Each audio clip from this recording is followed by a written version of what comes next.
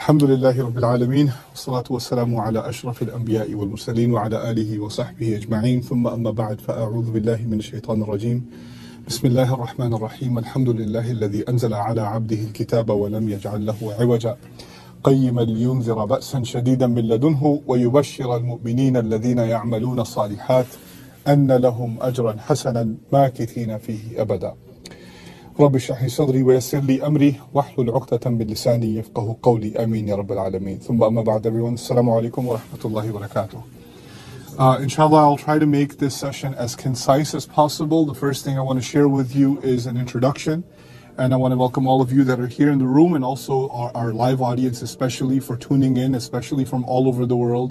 People that are in the middle of the night tuning into this broadcast to appreciate our work. MashaAllah, I appreciate the dedication and the time that you've made to be part of this. And I pray that Allah Azza wa Jal puts barakah in the time that we're putting in here, and that Allah accepts this as an act of ibadah from myself and from all of us that are participating, inshallah ta'ala. প্রথম যে কথাটা বলতে চাই, কেন সূরাতুল কাহাফ এই বিষয়ে কিছু কথা।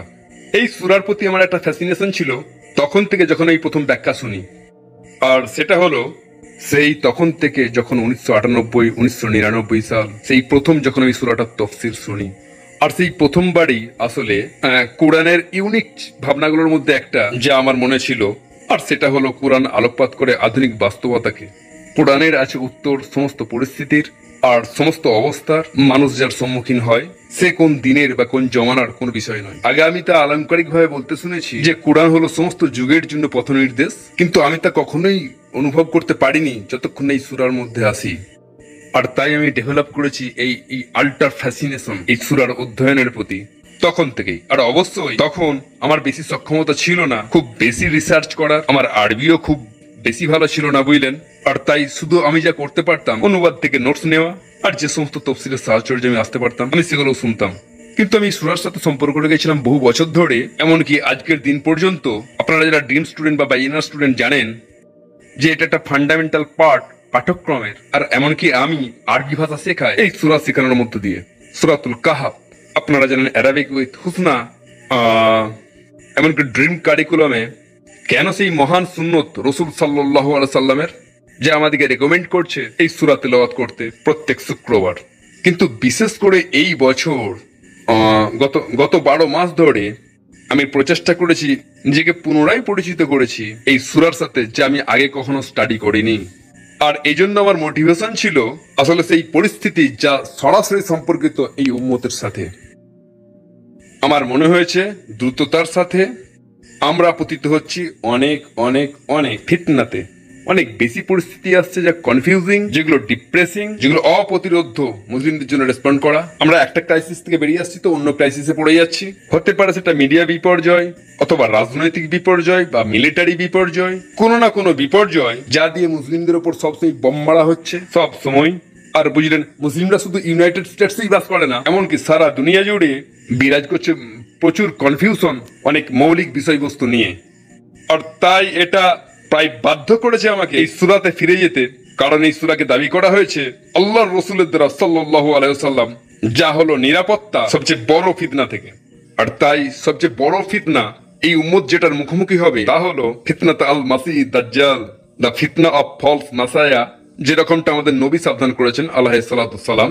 তাই এই সূরাটা যদি যথেষ্ট হয় সবচেয়ে কঠিন পরিস্থিতিতে হেফাজত করতে, তাই নিশ্চিত রূপে তার থেকে সব ছোটগুলো এর মধ্যেই কভার হয়ে যায়। এইরকমই দেখতে পাই যখন আল্লাহ বলেন দ্য আলটিমেট নিরাপত্তা, আমাদের নবী বলেন এটা হলো আলটিমেট নিরাপত্তা সবচেয়ে ভয়ানক ফিতনার বিরুদ্ধে। তবে তার থেকে ছোট সবকিছু যদিও সেগুলো এখনো না থাকে, যদিও সেটা এখনো না থাকে, তবুও নিশ্চিত রূপে এটা একটা প্রোটেকশন। তাই রাসূলের রেকমেন্ডেশন আলাইহিস সালাতু সালাম হলো আমাদেরকে নিরাপত্তা দেওয়া, আর এটা কাজ করে আমাদের জন্য একটা নূর হিসাবে একটা শুক্রবার থেকে আরেকটা শুক্রবার পর্যন্ত অবশ্যই অর্থপূর্ণ, যার অর্থ আমাদেরকে বাড়ি তুলতে হবে স্ট্রং রিলেশনশিপ এই সূরার সাথে। আর আমি নিজেকে দিয়েই শুরু করেছি। আমি অনুভব করেছি যে আমার একটা প্রয়োজন আছে শক্তিশালী সম্পর্ক তৈরি করা এই সূরার সাথে। এটার সাথে বেশি কানেক্ট হতে হবে, এটাকে নিয়ে গভীর চিন্তা করতে হবে। আর যা কিছু চিন্তা ভাবনার অধ্যয়ন থেকে আমি সুবিধা পাই, আমি বাধ্যতা অনুভব করি তা শেয়ার করতে আমার পক্ষে যতদূর সম্ভব। আর এটাই হলো মোটিভেশন এই সূরার অধ্যয়নের পিছনে।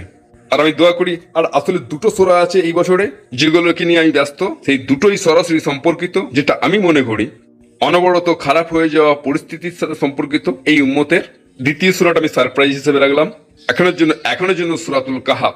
ইনশাআল্লাহ তাআলা দোয়া করি আল্লাহ যেন আমাকে দেন ব্যক্তিগতভাবে স্বাচ্ছন্দ্য আর স্পষ্টতা এই সূরার অধ্যয়নে, আর সাহায্য করেন সেই দলটাকে যারা আমার সাথেই আছে আর আমাকে সাহায্য করছে গবেষণায় আর অধ্যয়নে, যার নাম কুরআন স্টাডি প্রজেক্ট বা কুরআন স্টাডি গ্রুপ।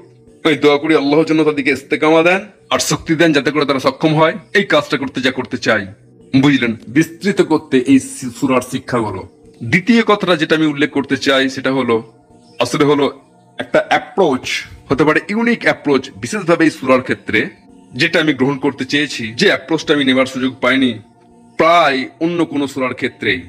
আর সেটাই হলো, বুঝলেন, একটা ক্ষেত্রে আপনারা জানেন আমি একজন ছাত্র আরবি ভাষার, আমি আকৃষ্ট কোরআনের ভাষাগত দিকে, কোরআনের সাহিত্য সংক্রান্ত দিকের যে সমস্ত গুপ্ত মণিরত্ন সেখানে রয়েছে প্রত্যেকটা আয়াতে প্রত্যেকটা শব্দে, কিন্তু সেগুলো ছাড়াও সেখানে অবশ্যই আরো আছে মুসলিমদের এক বিরাট ইন্টেলেকচুয়াল উত্তরাধিকার, আমাদের আছে প্রায় ১৫০০ বছরের সভ্যতা, আমাদের আছে তফসিরের অবিশ্বাস্যজনক উত্তরাধিকার আর সম্পদ।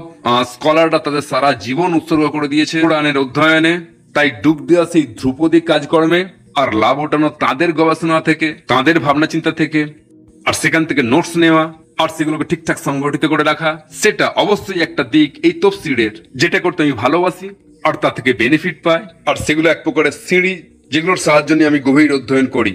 আমি চেষ্টা করি যতদূর সম্ভব সুযোগ নেওয়া আমাদের এই পাণ্ডিত্যপূর্ণ উত্তরাধিকার থেকে। কিন্তু অ্যাডিশনালি এই সূরার ক্ষেত্রে আমি আরো স্থির করেছি যে অনেক অ্যাডভান্টেজ নেব কন্টেম্পোরারি কাজকর্ম থেকে, অর্থাৎ স্কলারশিপ আর রিসার্চ আর সমস্ত কাজ যা আমাদের সময়ে করা হয়েছে, যেগুলো দাঁড়িয়ে আছে কাঁধে ভর করে সেই দৈত্যদের যারা আমাদের আগে এসছেন, আর সেটা অবিশ্বাস্যজনক গভীর দৃষ্টি আর সত্যি অ্যামেজিং বিষয় যা আবিষ্কার করা হয়েছে আর আলোচিত হয়েছে এই সূরাকে কেন্দ্র করে গত শতাব্দী ধরে, দ্যাট ডিজার্ভস অ্যাটেনশন। আর তাই এটা এক প্রকারের কম্বিনেশন ক্লাসিক্যাল আর কন্টেম্পোরারির সাথে, যেটা আমি তুলে ধরার চেষ্টা করবো এই সূরাতে। আর আমি মনে করি এটা জানা গুরুত্বপূর্ণ, কারণ আমার জন্য হয় এটা না হয় ওটা নয়। আর আমি মনেও করি না এটা কোনো ইন্টেলেকচুয়াল অনেস্ট অ্যাপ্রোচ। কোরআনকে অধ্যয়ন করার পথটা যে কোনো বিজ্ঞানকে অধ্যয়ন করা, আজকের বিজ্ঞান নিয়ে আপনি যা কিছুই জানেন সেটা দাঁড়িয়ে আছে সেই মানুষগুলোর কাঁধে ভর করে যারা পৌঁছেছিল, যে কোনো পয়েন্টে তারা পৌঁছেছিল তাদের সময়কালে, আর তাদের পরে কিছু মানুষ এসেছিল আর সেটাকে নিয়ে গিয়েছিল পরবর্তী স্তরে, আর তার পরবর্তী লোকেরা পরবর্তী স্তরে নিয়ে গিয়েছিল। আর এটা ডিসমিস করা নয় যে আগে এসেছিল সেটাকে, বরং এটা হলো সম্মানিত করা সেই উত্তরাধিকার যা আগে এসেছিল আর সেটাকে আরো আগিয়ে নিয়ে যাওয়া। আর এভাবেই ইন্টেলেকচুয়াল উন্নয়ন ঘটে, বুঝলেন, আর এভাবেই বিষয় আরো গভীর আর প্রোফাউন্ড হয়। তাই কন্টেম্পোরারি কাজকর্ম তাদের অনেক কিছুই আসলে তৈরি হয়েছে তাদের কাঁধে এই দৈত্যাকার তফসির মানে ক্লাসিক্যাল লিটারেচার। তারপর এই অধ্যয়নের আরো এক অনন্য মাত্রা আছে, আর সেটা হলো নন ইসলামিক, এমনকি খ্রিস্টান উৎস এই ক্ষেত্রে, অথবা একাডেমিক সোর্সেস ফ্রম নন মুসলিম। কারণ যেমন আমরা দেখবো, বিশেষ করে যখন এটা প্রথম গল্পটার ক্ষেত্রে আসবে এই সূরার, এটা বাস্তবে একটা কাহিনী যেটার অস্তিত্ব very near and dear to our hertz, গুহার যুবকেরা। কিন্তু এটা এমন কিছু নয় যে আমরাই প্রথম সেলিব্রেট করেছি, আমাদের অনেক আগে, at least over a century before us, এই কাহিনী ছিল খুব নিয়ার অ্যান্ড ডিয়ার আর হয়েছিল সম্মানিত খ্রিস্টান কমিউনিটির দ্বারা আরব উপদ্বীপে। আর এমনকি গ্রিক খ্রিস্টানরাও তারাও সম্মানিত করেছিল এই ট্র্যাডিশনকে। তাই আমাদের জানা প্রয়োজন এর ব্যাকগ্রাউন্ডটা কি, যা আমরা এই কাহিনীর জন্য রেফার করতে পারি, যে কাহিনী তাদের আছে। কিন্তু আমি চেয়েছি এই সুযোগ নিতে, ঘুরে দেখতে তাদের উৎসগুলো, এ বিষয়ে তারা কি বলে, তারা কিভাবে সেলিব্রেট করে এই ট্র্যাডিশনকে। আর সেটা খুব গুরুত্বপূর্ণ, যে কারণে সেটা এখানে ক্লিয়ার হয়ে যাবে ইনশাআল্লাহ। আমাদের খনন করা প্রয়োজন সেই সোর্স গুলো আর খুঁজে দেখা তারা কি বলতে চায়। আর তখন আপনি তুলনা করতে পারবেন সেটাকে আল্লাহর বাক্যের সাথে, তখন দেখতে পাবো কত বেশি গুরুত্বপূর্ণ, কত বেশি সুন্দর আর কত বেশি প্রাসঙ্গিক আল্লাহর কথা হতে পারে তাদের কাছে, যারা এটা শুনবে, যাদের কাছে এই ব্যাকগ্রাউন্ডটা থাকবে তাদের মনের গভীরে। তাই কথা বলার পরে বুঝলেন, আধুনিক গবেষণা, সমকালীন গবেষণা, নন মুসলিম গবেষণা, ধ্রুপদী গবেষণা, আর ফাইনালি এই সমস্ত কিছুর উপরে সবচেয়ে আজব অংশ হলো আমার নিজের notes. Meaning I am a student of Nazm of the Quran, of the organization of the Quran, and কিভাবে যুক্তিগুলোকে সংগঠিত করা হয়েছে, তুলে ধরা হয়েছে, আর সবকিছুর উপরে যা অধ্যয়ন আমি করেছি, আমি স্থির করেছি এই সমস্ত অধ্যয়নের উপর বেস করে বসবো আর বিস্তৃত পাঠ করব, আর এই সূরার অ্যানালিসিস করবো নিজেই, আর নেব নিজের পর্যবেক্ষণ সেই নোটসগুলোর উপরে। আর তাই এই লেকচার হলো এই সমস্ত কিছুর একটা মিশ্রণ, সমস্ত কাঁচা মালগুলো একসাথে এখানেই থাকবে। তাই আরো অগ্রসর হওয়ার আগে আমি আপনাদেরকে যেটা বলতে চাই, একটা লেআউট তুলে ধরবো যা আজকে রাত্রে আমি বলবো। ইনশাআল্লাহ যেটা আমি করতে চাইছি সেটা হলো 4টে সেকশন আমি এই আলোচনাটা করব। যে আলোচনাটা আমি আপনাদের সাথে করতে চাই, আমি তাদের শিরোনামও দেব। টাইটেল হলো কি সূরাতুল কাহাফকে অসাধারণ করেছে, সেটাই আমি আপনাদের সাথে ভাগ করতে চাই। আমি খুব বেশি কেতাবি হব না, আমি খুব উচ্চ স্তরেও যেতে চাই না, শুধু বলবো কি কি বিষয় সূরাকে অসাম করেছে। মনে করুন সেখানে 100 বিষয় রয়েছে সূরাকে অসাধারণ করার জন্য, আমি শুধু তাদের থেকে 4টে নেব। তাই আমরা করব 4টে বিভাগে ভাগ করে আলোচনা। আমি চেষ্টা করবো নিজেকে সময় বেঁধে দিতে, আর চেষ্টা করবো প্রত্যেকটা আলোচনাকে রাখতে 15 থেকে 20 মিনিটের মধ্যে। আর আমি আশা করি আমি তার মধ্যেই করতে পারবো ইনশাআল্লাহ তাআলা। যে পয়েন্ট আমি তুলে ধরতে চাইছি তার বিস্তারিত ব্যাখ্যা করব, আর তারপরে চলে যাবো পার্ট 3, পার্ট 2, পার্ট 3 আর পার্ট 4। So let's begin. প্রথম পার্টটা হলো খ্রিস্টান ব্যাকগ্রাউন্ড এই কাহিনীর। বুঝলেন কি সেই ব্যাকগ্রাউন্ড, সেই গুহার যুবক ছেলেগুলোর, আর তারা কারা ছিল, আর আমরা কি জানি ইসলামিক সোর্সগুলো ছাড়া। আর পরবর্তী 10 বা এরকম কোন মিনিটে আমি আপনাদেরকে ভান করতে বলছি যে আপনারা কিছুই জানেন না গুহার মানুষগুলো সম্বন্ধে, আর তাদের আলোচনা কোরআনেও নেই। আপনারা তাদের কিছুই জানেন না, আপনারা শুধু জানেন খ্রিস্টানরা কি বলে। এগুলো ঠিক না ভুল তা আলোচিত হবে পরে। এই মুহূর্তে আমরা যেটা বোঝার চেষ্টা করছি খ্রিস্টানদের দৃষ্টিভঙ্গিটা কি। জেকোবাইট খ্রিস্টান বা সিরিয়াক খ্রিস্টান, এরা হলো আরবিয়ার খ্রিস্টান। এদের মধ্যে আছে সেই খ্রিস্টানরাও যাদেরকে দেখতে পাওয়া যায় নাজরানে। এরাই হলো সেই খ্রিস্টান যারা মুখোমুখি হয়েছিল রাসূল সাল্লাল্লাহু আলাইহি সাল্লামের। আর এমনকি তাদের মধ্যে কিছু ভিজিট করতে এসেছিল, তাদের কিছু প্রতিনিধি এসেছিল সাক্ষাৎ করতে রাসূলুল্লাহ সাল্লাল্লাহু আলাইহি সাল্লামের সাথে। এই খ্রিস্টানেরা আসলে রক্ষা করছিল সেই ট্র্যাডিশনটা প্রায় 100 বছর ধরে উদযাপন করে গুহার মানুষগুলোকে। তারা তাদেরকে বলতে ইউথ। টিলাই হলো সিরিয়াক শব্দ, আমরা পরে দেখব, যার মানে যুবক। এই টার্মটা তারাই আবিষ্কার করেছিল, আর তারা এটা উদযাপন করত। তাদের একটা দিবস ছিল উৎসবের, প্রত্যেক বছরে ঈদের মতো যেন ঈদ সেলিব্রেশন উদযাপন করতে, স্মরণ করতে, পুনরায় বলতে সেই কাহিনীটাকে, যা 7টা সাধু অথবা 7 যুবকের যারা নিদ্রিত হয়েছিল ঈশ্বরের দ্বারা আর পরে জাগ্রত হয়েছিল। ঠিক আছে। আর তাই তাদের চার্চে রয়েছে পেন্টিংস, মিরর্স, আর্ট ওয়ার্কস, যেমন আমি দেখিয়েছি পিডিএফ ফাইলে, যা অনলাইনে অ্যাভেলেবেল। আর আপনারা যারা এখানে বসে আছেন তারাও দেখতে পারেন। বুঝলেন, এই ধরনের পেন্টিং গুলো ছিল খুবই কমন। আর এই পেন্টিং গুলোর মধ্যে বিশেষ কিছু বিষয় দেখা যায়। তাদের মাথার চারদিকে রয়েছে আলোর চক্র, কারণ সেটাই ইঙ্গিত করছে যে তারা সেন্টস, যে তারা পবিত্র মানুষ। ঠিক আছে। আর কিছু পেন্টিংস এর মধ্যে আপনি দেখতে পাবেন আরো আছে একটা কুকুর, কারণ সেটা কোথাও শুয়ে আছে। অন্য যে বিষয়টা আপনি পেন্টিং এ লক্ষ্য করবেন, যেটার কথা আমি পরে বলবো, যে স্থানটা ছিল খুব সংকীর্ণ। ওকে, তাই ভিতরে তারা গাদাগাদি করেছিল খুবই সংকীর্ণ ভাবে, যেন একজনের উপরে আরো একজন, আর সেভাবেই তারা ঘুমাচ্ছিল। আর তাদেরকে বলা হয় হয় স্লিপার্স অফ এফিসাস অথবা ইউথস অফ এফিসাস। নাও এবার ওই আর্কাইভ নিয়ে কিছু বিষয়, মানে কোন রেকর্ড, কোন আর্লিয়ার রেকর্ড যা পাওয়া গেছে এই কাহিনীর ইসলামের বাইরে, সবচেয়ে প্রাচীন রেকর্ড যেটা উল্লেখ পাওয়া যায়, যেটা পাওয়া যায় একাডেমিক সোর্সেস থেকে, সেগুলো হলো গ্রিক। ওকে, এমনকি যদিও গ্রিকরা দাবি করে যে এটা অনুবাদ করা হয়েছে সিরিয়াক উৎস থেকে, সেই আসল সিরিয়াক সোর্সটা জানা যায় না। তাই যে লিখিত সোর্সটা অ্যাভেলেবেল সেটা হলো Greek record by bishop Steven of Ephesus. Ephesus by the way শহর যেখানে এই ঘটনাটা ঘটেছিল, সেই শহর যেখানে এই যুবকদিকে পাওয়া গিয়েছিল বলে দাবি করা হয়। আর আপাত দৃষ্টিতে তাদেরকে খুঁজে পাওয়া গিয়েছিল 448 সাল থেকে 450 সালের মধ্যে রাফলি। কিছু মানুষ সেই সময়টাকেই উল্লেখ করতে চায়, আর তাই তার অর্থ হলো 120 বছর আগে রসুলের জন্মের সাল্লাল্লাহু আলাইহি ওয়াসাল্লাম। আর সেটা হলো আধুনিক যুগের টার্কি। আর এটা হলো তাদের রেকর্ড অনুযায়ী 120 বছর রসুলের জন্মের আলাইহিস সালাতু ওয়াসসালাম। এই কাহিনীটা তাদের ডিসকভারিটা রেকর্ড করা আছে। ওকে, তখন তার অনেক পরে এই কাহিনী ট্রাভেল করলো আরব দুনিয়াতে। আর অবশ্যই আরবরা গ্রিক জানতো না, কিন্তু তাদের সাধুরা জেনে থাকতে পারে। তাই তাদের মধ্যে একজন মঙ্ক মিডা বলা হয় যে গ্রিক গল্পটা নিয়েছিল আর তাকে ফিরিয়ে এনেছিল সিরিয়াক আর আরামেইকে, আর তার থেকে আরবিতে, আর তার থেকে আরব খ্রিস্টানদের কাছে। আর আরব খ্রিস্টানদের মধ্যে একজন বিখ্যাত বুঝলেন লেখক, স্কলার বলতে পারেন। আসলে খ্রিস্টানদের কাছে তিনি ছিলেন বরং একজন থিওলজিস্ট। মানুষ যারা বিশ্বাসের সিস্টেমটাকে লেখে, তাদের ধর্মবিশ্বাস, তার নাম জেকব অফ ব্রেডাস, জেকব বারাডিয়াস অ্যাকচুয়ালি, যে মারা গিয়েছিল 578 সালে। এখন ইতিমধ্যে আমরা ওভারল্যাপ করছি রাসূলুল্লাহ সাল্লাল্লাহু আলাইহি ওয়াসাল্লামের জীবনে, কারণ রাসূলুল্লাহ সাল্লাল্লাহু আলাইহি ওয়াসাল্লাম জন্মেছিলেন 570 সাল নাগাদ। তাই তিনি ছিলেন প্রায় 8 বছরের যখন এই মানুষটা মারা গিয়েছিলেন। আর তিনি সেই ব্যক্তি যিনি মুদ্রিত করেছিলেন ইউথ শব্দটা সিরিয়াক ভাষায়। ওকে, এখন আমি একটা নোট রেখেছি এখানে, যাতে আছে জেকব লিখেছিল হামলির ছিল মন্ত্র, উৎসর্গ, প্রার্থনার উৎসর্গ, যা চার্চে গাওয়া হয় সেই যুবকদের উৎসবের দিনটার জন্য। তারা খুন হয়ে গেছে এটা স্বীকার করে। এখন এটা গুরুত্বপূর্ণ, তারা স্বীকার করছে কি সুহাদা। আমাদের কি রেকর্ডে এটা আছে? না। আপনি যদি ইসলামিক রেকর্ড দেখেন তারা খুন হয়নি ফর দ্য সেক অফ আল্লাহ, তাই তারা সুহাদা নয়। কিন্তু তাদের রেকর্ডে তারা হলো সুহাদা, তারা মার্ডার। ওকে, আর তাই সে তাজা করেছিল তাদের সেই কাহিনী স্মৃতি।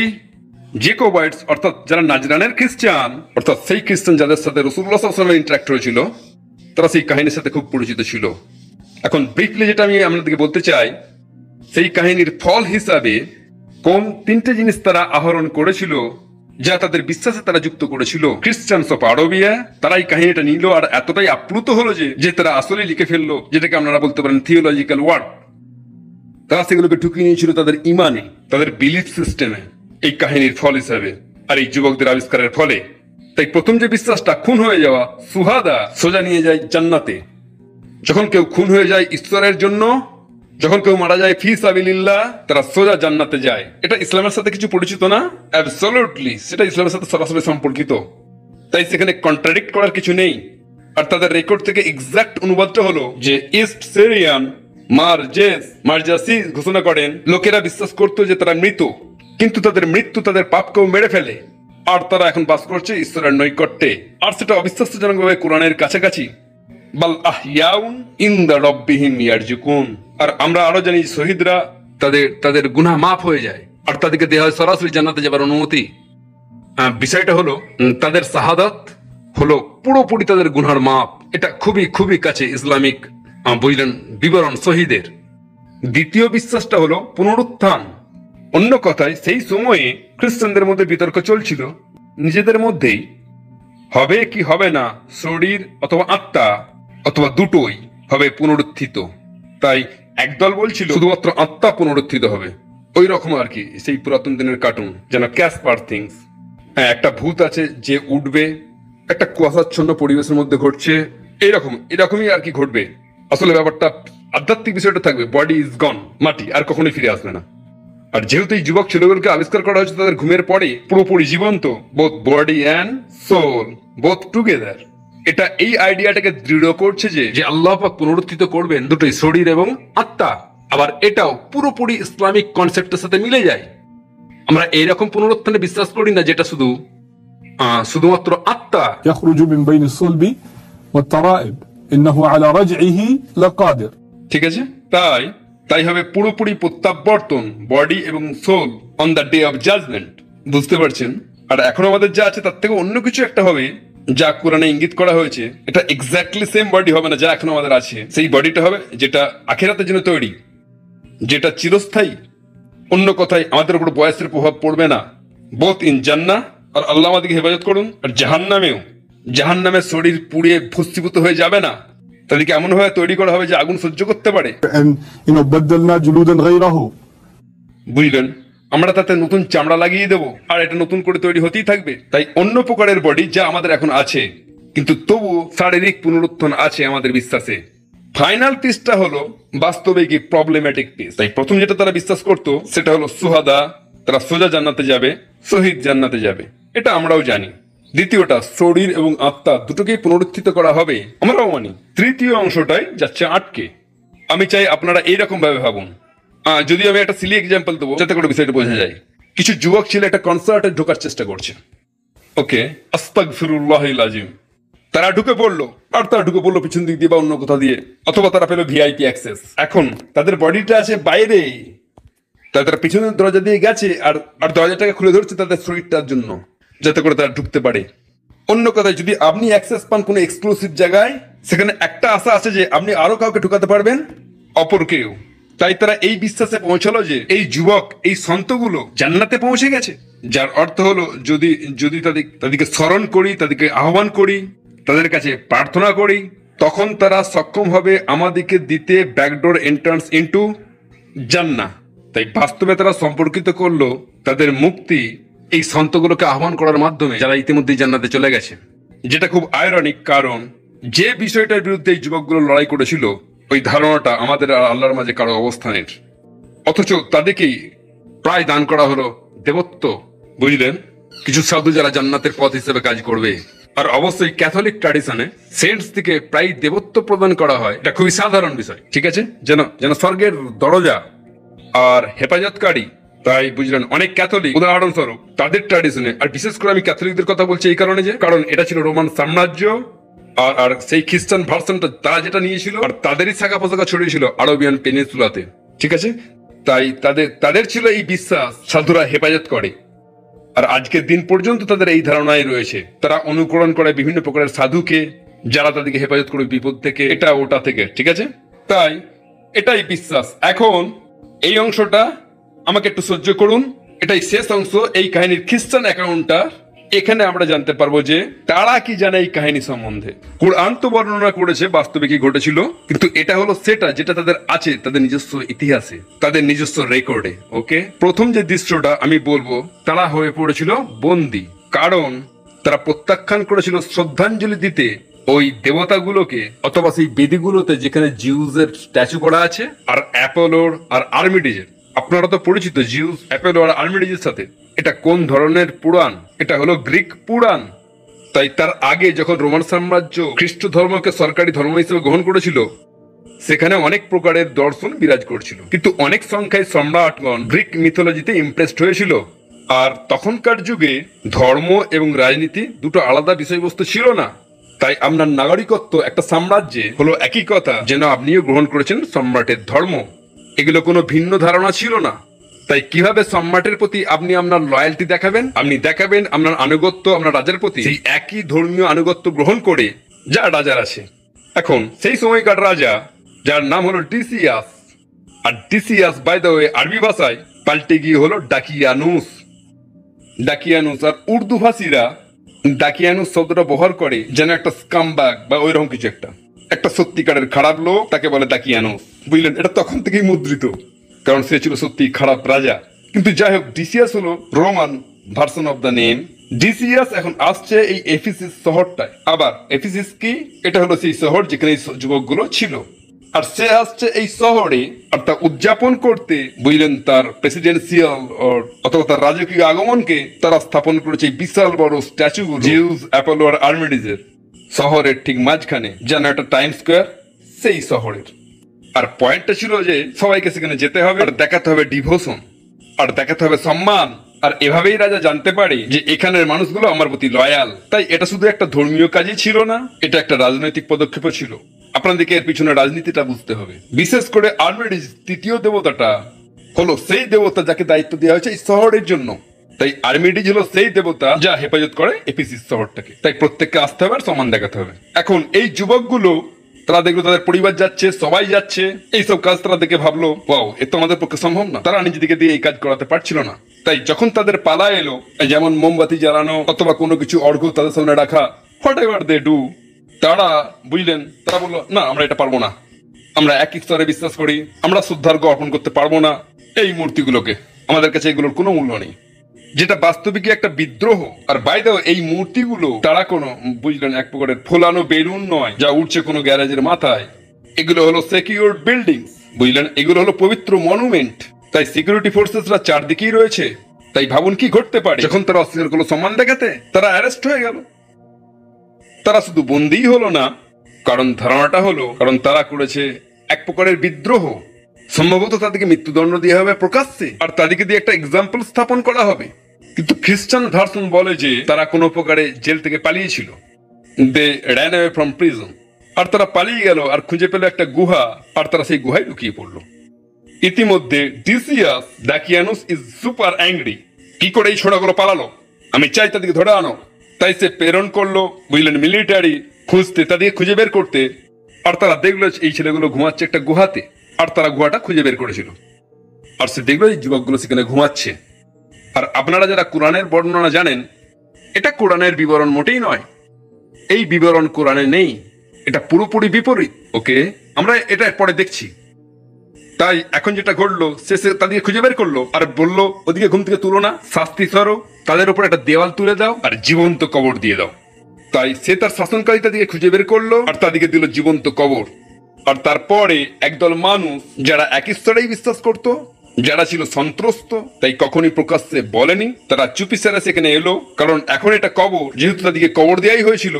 আর তারা সেখানে রাখলো একটা শিলালিপি, যাতে উল্লিখিত আছে 4 যুবকের নাম যারা খুন হয়ে গিয়েছিল, কারণ শুধুমাত্র তারা ঈমান এনেছিল। আর কেন তাদেরকে খুন করা হয়েছিল এসব কিছুই সেই শিলালিপিতে উল্লিখিত করলো। আর শিলালিপির প্রতিশব্দ আরবি ভাষায় হলো আর রকিম, রকিম, রাইট?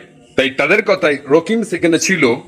আর বাইরে ওই রকিম শব্দ দেখতে পাওয়া যায় সিরিয়াক ভাষাতে শিলালিপির পরিবর্তে, যেটা খুব মজার, কারণ অন্যান্য শব্দও রয়েছে আরবিতে শিলালিপির পরিবর্তে, কিন্তু রকিম পার্টিকুলারলি সিরিয়াক ভাষার সাথেও মিলে যাচ্ছে। সে যাই হোক, তাই তারা এই রেকর্ডটা রেখেছিল খ্রিস্টান মত অনুযায়ী, আর তাদেরকে সেখানেই রেখে দিয়েছিল। অ্যাডিশনালি কিছু অতিরিক্ত তথ্য সেখানে আছে একটা প্রার্থনা খ্রিস্টানদের কাছে রেকর্ড হিসাবে, যেটা এই যুবক লোকগুলো করেছিল যখন তারা পালাচ্ছিল আর একটা গুহায় লুকিয়ে পড়ছিল। তারা ঈশ্বরের কাছে প্রার্থনা করেছিল আর বলেছিল, আপনার কাছে প্রার্থনা করছি উত্তম রাখাল। তারা আল্লাহর দিকে ঘুরে তাকে আহ্বান করলো রাখাল বলে, যিনি বাছাই করেছেন তার দাস দিকে, হেফাজত করুন আপনার পালকে এই নেকড়ে থেকে যে রক্ত পিপাসু। তাই তারা কাকে নেকড়ে বলছে? The king. তারা নিজেদিকে বলছে ভেড়া, তারা আল্লাহকে বলছে রাখাল, আর তারা ওই রাজাকে বলছে একটা নেকড়ে। এখন কিভাবে একজন রাখাল হেফাজত করে ভেড়াগুলোকে নেকড়ের থেকে? একটা রাখালের কুকুর, একটা ডগ হলো একটা মাধ্যম যার সাহায্যে নিরাপত্তা দেওয়া হয়। তাই এই প্রার্থনার মাধ্যমে আমরা জানতে পারছি তারা এই কথার দিকে আকৃষ্ট হয়েছিল যে একজন রাখাল গড আছে, আর তাই খ্রিস্টানরা বলে ঈশ্বর তাদেরকে দিয়েছিল একটা হেফাজতকারী রাখাল কুকুর আর শিপ ডগ, যেটা তাদেরকে পাহারা দেবে। এখন কাহিনীর এই পার্টটা ইসলামের সাথে মিলছে, শিওর, আমরা সহমত। তাদের সাথে একটা কুকুর ছিল, وكلبهم باسط, even though some Muslims here. তাদের সাথে একটা কুকুর ছিল, আমরা বলি আস্তাগফিরুল্লাহিল আযীম। তাদের সাথে কুকুর কি করে থাকবে? বিড়াল কিংবা একটা গরু হতে পারে নাকি? না না না, it's okay, it was a dog. আর কুকুরকে ব্যবহার করা যায় নিরাপত্তার জন্য, আর এটা ঘটে, ইটস ইন দ্য কোরআন। এসব ছাড়ুন, ঠিক আছে? তাই এটাই আমরা এটা পরে দেখবো এই সমস্যাটাকে। এখন এই কুকুরটাও তাদের সাথে ছিল, তাদের জীবন্ত কবর হয়েছিল, আর বহু বছর কেটে গেল। আর খ্রিস্টানরা কোনো মতেই সহমত নয় কত বছরের জন্য, মোটেই সহমত নয়। কেউ বলে 300 বছর, কেউ বলে 200 বছর, কিছু বলে 40, কেউ বলে 100 আর 20। তাদের সংখ্যা সব আলাদা। খ্রিস্টানদের মধ্যে কোনো সহমত ছিল না কত বছর তারা সেখানে ছিল।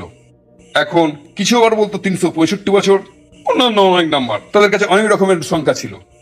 তাই বুঝলেন, অনেক সময় পরে রাখাল যে চেষ্টা করছিল একটা ছাউনি তৈরি করতে তার কিছু পশুর জন্য, তাই সে খোঁজ করছিল পাথর। আর তাই সে গুহার কাছে গেল আর এই পাথরটা দেখতে পেল। সেখানে অনেক পাথর ছিল, তাই সে শুরু করলো পাথরগুলো তুলতে আর রাখতে লাগলো তার গাড়িতে, যাতে করে তার গোয়াল তৈরি করতে পারে। যখন সে পাথরগুলো তুললো আর সে ভেতরে দেখতে পেল যে কতগুলো যুবক ছেলে ঘুমাচ্ছে, তারা জাস্ট নিখুঁতভাবে সংরক্ষিত যুবক মানুষ। আর তাই সে চমকে গেল আর পাথরগুলো সরালো আর তাদের ঘুম থেকে তুললো। আর সেইভাবেই তখনকার রাজা তার নাম হলো থিওডাইসিস।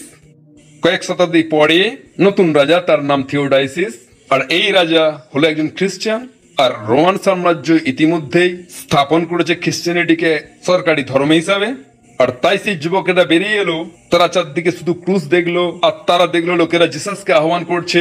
তাই তারা খুব খুশি যে এখন থ্যাংক গড প্রত্যেকেই খ্রিস্টান যেমন আমরা। অন্য কথায় তারা দাবি করলো এই যুবকগুলো আসলে ছিল কি? খ্রিস্টান। আর তারা উপাসনা করেছিল ঈসা আলাইহিস সালামের, দে ওয়ারশিপড জিসাস। যখন তারা ফিরে এলো আর চারদিকে শুধু ক্রস দেখলো, তারা হয়ে পড়লো উৎফুল্ল, সুপার হ্যাপি যে সবাই খ্রিস্টান ধর্ম গ্রহণ করে নিয়েছে। ওকে, আর তারপর সেই রাজা, Interesting mural. I didn't put this mural in the presentation. কিন্তু রাজার একটা পেন্টিং আছে, রাজধানী ছেড়ে যাচ্ছে থিওডাইসিস, কারণ তিনি এফিসাসে ছিলেন না। তাই তিনি তার রাজধানী ত্যাগ করলেন আর ঘোড়ায় চেপে এলেন এই যুবকগুলোকে সম্মান দেখাতে, তাদের সাথে গুহায় সাক্ষাৎ করতে, আর তাদেরকে আমন্ত্রণ করতে তার সাথে রাজধানীতে যাওয়ার জন্য। কিন্তু তারা আমন্ত্রণ প্রত্যাখ্যান করলো আর বলল, উদ্দেশ্য যে জন্য আমাদেরকে উত্তোলিত করা হয়েছে এটা দেখাতে যে ঈশ্বর তোমাদের সবাইকে পুনরুত্থিত করবেন, উদ্দেশ্য সফল, ছাড়ো এবারে। তারা শুয়ে পড়লো আর স্বাভাবিক মৃত্যু হয়ে গেল। তারা মারা গেল স্বাভাবিক ভাবেই আর গুহা ত্যাগ করলো না। ওকে, আর এই অংশটা এমনকি যদিও অনেক অংশ আছে কোরআনের সঙ্গে ক্লিয়ারলি ডিসএগ্রি করে, এই অংশটা যে তারা গুহাতেই ছিল, তারা বেরিয়ে এসে অন্য জীবনযাপন করেনি, দেখে মনে হচ্ছে কোরআনের সাথে মিলছে। ওকে, মনে হচ্ছে আমাদের বিশ্বাসের সাথে মিলছে। ওকে, তাই এখন অগ্রসর হওয়ার আগে একটা মাত্র বিষয়, সরল প্রশ্ন তাদের জন্য যারা জানে না এই কাহিনীটা কোরআনের দৃষ্টিভঙ্গিতে। আমি আপনাদেরকে দেব একটা রবিবার সিরিয় ভার্সন অথবা শুক্রবার রাতের ভার্সন এই কাহিনীর। The Friday night version of the story is, এই যুবক মানুষগুলো প্রত্যাখ্যান করেছিল মিথ্যা ঈশ্বরের কাছে নত হতে। খ্রিস্টানরা বলছে মিথ্যা ঈশ্বরগুলো কারা ছিল। আমরা আরো জানতে পারছি এই যুবক মানুষগুলো পালিয়ে গিয়েছিল। যদি তারা বন্দী হয়ে থাকতো, কোনো না কোনো ভাবে পালিয়ে গিয়েছিল। ডিটেলসটা খ্রিস্টানদের কাছে পাচ্ছি, এটা অস্বীকার করার কোনো কারণ নেই। তারা পালিয়ে গিয়েছিল শহর থেকে বহু দূরে। যখন তারা বুঝলো কেউ আর তাদেরকে অনুসরণ করছে না, তারা নেই কারো দৃষ্টিতে, তখন তারা স্থির করলো সেই গুহায় যেতে, যেটা তারা চিনতো। তারা গুহাটাই গেল, আর আল্লাহ তাদেরকে ঘুম পাড়িয়ে দিল গুহাতে অনেক বছরের জন্য, যেটা নির্দিষ্ট করে বলা হয়নি। আর তারপর ঘটনাক্রমে আল্লাহ তাদেরকে জাগিয়ে তুললেন।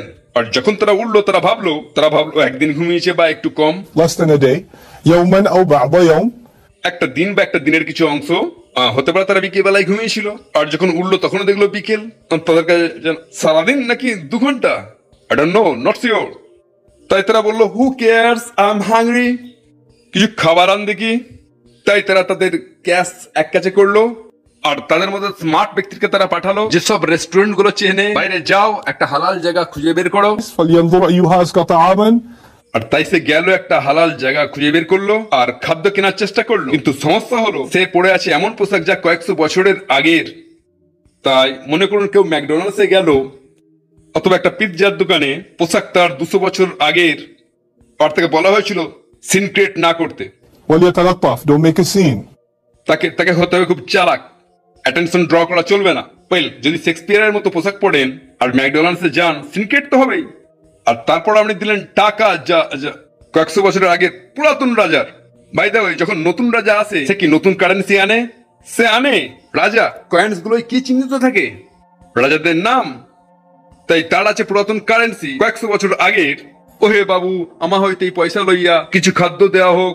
সে কথা বলছে যেন 200 বছর আগের মানুষের কথা। আর কাউন্টারের লোকটা বুঝতে পারছে না এসব কি হচ্ছে, বুঝতে পারছে না। কি তুমি চাও? না না মহাশয়, আমি কোনো ঝামেলা করছি না, আর এরকম কিছু। এ তো কনফিউশন, কি করা যায়? তাই তাদের অ্যাটেনশন ড্র করার কথা ছিল না, কিন্তু ঘটনা হলো তারা পুরোপুরি অন্য জমানার মানুষ, অ্যাটেনশন ড্র না করেও পায়নি। তাই অনেক মানুষ তাদের চারদিকে জড়ো হয়ে গেল। তারা ভাবলো এটা একটা প্র্যাঙ্ক, কিন্তু বাস্তবে এটা প্রকাশ্য হয়ে গেল যে এগুলো সত্য মানুষ। কারেন্সি দেখুন, এদের নাম দেখুন। ও মাই গড, এটা তো সেই শিলালিপির লোক। যে করে হোক সেই শিলালিপিটা টিকে ছিল, বিশেষ করে যখন থেকে এখানে খ্রিস্টান রাজত্ব। তাই যে কোনো স্মৃতিচিহ্ন তাদের হিরোদের, যেটা উন্নত করে তাদের true faith according to them, যা কিছুই তারা পেয়েছিল তারা সংরক্ষণ করেছিল। তাই যে কোনো ভাবেই রকিংটা টিকে গিয়েছিল। তাই তারা এদের নাম ডেকোডের সঙ্গে মিলিয়ে ফেললো। তখন তারা সেখানে গেল আর আবিষ্কার করলো যুবকগুলোকে। আর তখন কুরআন এ বিষয়ে নীরব, কিন্তু এটা বোঝা যায় যে যুবকগুলো তারপর মারা গিয়েছিল। যখন তারা আবিষ্কৃত হলো, পয়েন্টটা ছিল আল্লাহ শেখাচ্ছেন পুনরুত্থান বাস্তবে কি, এই যুবকগুলো মারা গিয়েছিল। আর যখন তারা মারা গেল, লোকেদের মধ্যে বিতর্ক শুরু হলো, আমাদের কি করা উচিত? আমরা কি কবরটা চাপা দিয়ে দেবো আর এই অবস্থায় রেখে দেবো, আর শিলালিপিটাও সেখানে রাখা যায়? অথবা আমরা কি একটা বিশাল মসজিদ তৈরি করব, উপাসনার স্থান? কারণ এটা একটা অসাম, এটা একটা অ্যামেজিং প্লেস, ভুলবো না এই বিশাল মিরাকেলটা। আমাদের প্রয়োজন একটা তৈরি করা বিশাল বড় মসজিদ বা এরকম কিছু। তাই যারা মসজিদ করতে চাইছিল তারা জিতে গেল, আর তারা শেষ পর্যন্ত একটা বিশাল মসজিদ তৈরি করলো সেখানে। ওকে, আর তারপর কোরআনের বিবরণ এলো কিভাবে মানুষ মূল বিষয়টাই ভুলে গেল। আল্লাহ যেটা আলোকপাত করতে চেয়েছিলেন সেই যুবকদের মাধ্যমে, শুধু তাদের ফেভারই ছিল না, বরং মানুষের প্রতি শিক্ষা ছিল, লোকেরা ভুলে গেল সেই শিক্ষাটাই। এটা হলো কোরআনের ভার্সন। এটা কি খ্রিস্টান ভার্সন থেকে আলাদা? অ্যাবসলিউটলি। কোরআনের ভার্সন কি এ বিষয়ে জোর দিচ্ছে যে তারা শুধু এক ঈশ্বরে বিশ্বাস করত, আর কখনোই ঈসা আলাইহিস সালামকে আল্লাহর সন্তান বলে মনে করেনি? নিশ্চিত রূপে। এই সূরার একদম শুরুতেই, এমনকি সেই কাহিনীতে যাওয়ার আগেই আল্লাহ কি বলেন? ওয়ায়ুনজিরুল্লাযিনা ক্বালু ইত্তাখাযাল্লাহু ওয়ালাদা মা লাহুম বিহি মিন ইলম ওয়ালা লিআবাইহিম কাবুরাত কালিমাতান তাখরুজু মিন আফওয়াহিহিম ইয়াকুলুনা ইল্লা কাযিবান। এই সাবধান বাণী কুরআন এসেছে সাবধান করতে তাদেরকে যারা বলে তারা আছে সন্তান। তাদের কোনো ধারণাই নেই তারা কি বলছে। এমনকি তাদের পূর্বপুরুষদেরও কোনো প্রমাণ ছিল না। তারা যা বলছিল, যে কথাগুলো তাদের মুখ দিয়ে বেরিয়ে আসে, কোন কথা? যে আল্লাহর আছে একটা সন্তান। এ তো এক হিউজ ডিল, আল্লাহর প্রতি ছোট অপরাধ নয়। যদি আল্লাহ এটাকে বিশাল ব্যাপার মনে করেন এই বিষয়টাকে নিয়ে, যে কেউ বললো আল্লাহর একজন সন্তান আছে, কেন তিনি স্বীকৃতি দেবেন সেই মানুষগুলোকে যারা বিশ্বাস করে জেসাসকে ঈশ্বরের সন্তান বলে?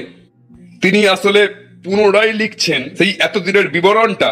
তোমাদের যে ইতিহাস সেটা পুরোটাই ভুল। খ্রিস্টানরা এটা উদযাপন করছে 100 বছরেরও বেশি ধরে, আর বলা হলো তোমরা ভুল। আল্লাহ তোমাদেরকে বলবেন সঠিক কাহিনী। আর তাই আমাদের একটা ফিনিশিং অংশ রয়েছে, একটা আয়াতই যথেষ্ট, যেটা আমাকে বাধ্য করেছে প্রশংসা করতে এই অংশের দিস পার্ট।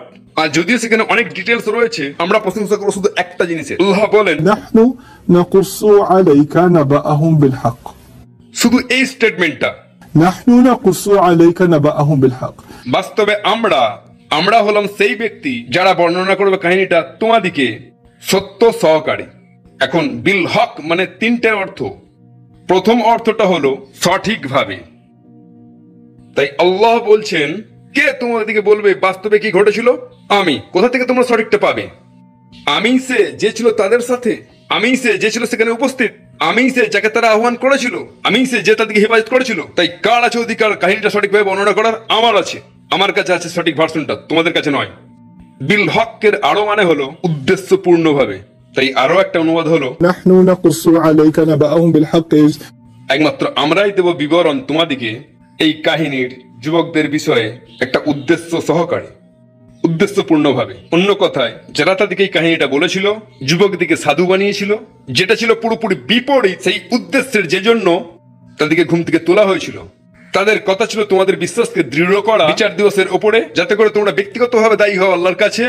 আর লোকেরা তাদেরকে করে দিল মুনি ঋষি, যাতে করে তারা পারে তাদের সমস্ত সমস্যার সমাধান করতে, আর তাদেরকে যেন কিছুই না করতে হয়, তাদেরকে দায়ী হতে হবে না। এটা একটা রিভার্স ইঞ্জিনিয়ারিং গোটা কাহিনীটিতে। তারা উদ্দেশ্যটাই ভুলে গেল। আর ফাইনালি বিল হক হলো রাইটফুলি। কার আছে অধিকার এই কাহিনীটা বলা? আল্লাহ এখন বলছেন, সেই শহরের খ্রিস্টানরা, আরব দেশের, তোমাদের আর কোনো অধিকারই নেই এই কাহিনীর, যেটা আমার আছে। এটা ছিল আমার দাস, দে আর মাই সার্ভেন্ট। তারা আমার উপর ঈমান রেখেছিল, তাদের ব্যাপারে কেউ সে কথা বলতে পারবে না যেটা আমি পারবো। তিনি নিচ্ছেন মালিকানা, অর্থাৎ দিচ্ছেন আমাদিকে। এই যুবক মানুষগুলো ইসলামের hero. My final comment on part 1।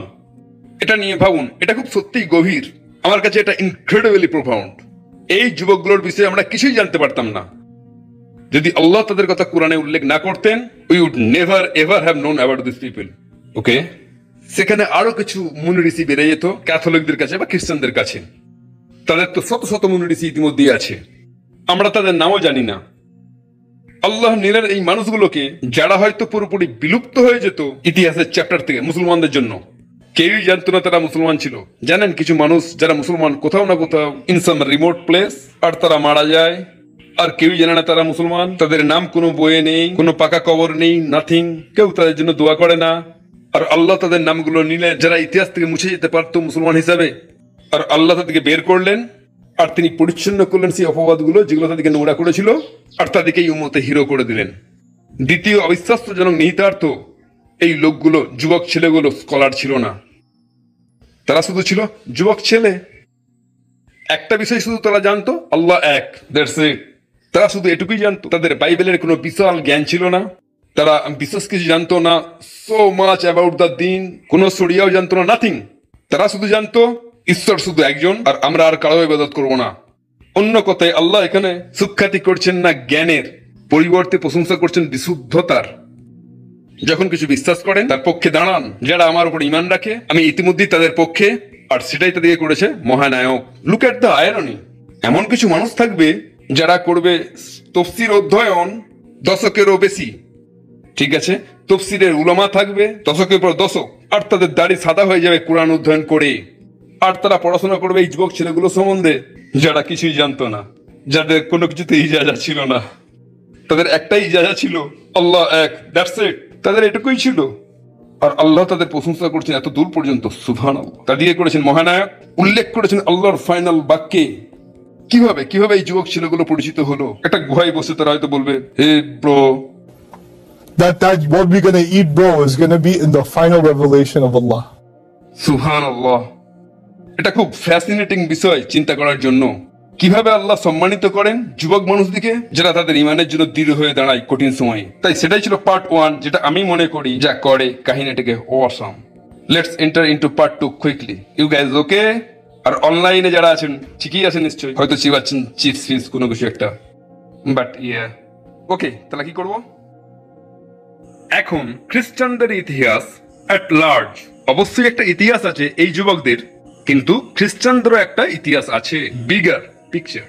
আর আমি আপনাদেরকে সেখান দিয়ে ঘুরিয়ে আনবো 15 থেকে 20 মিনিট হাঁটাহাঁটি এই পুরো খ্রিস্টানদের ইতিহাসের মধ্য দিয়ে।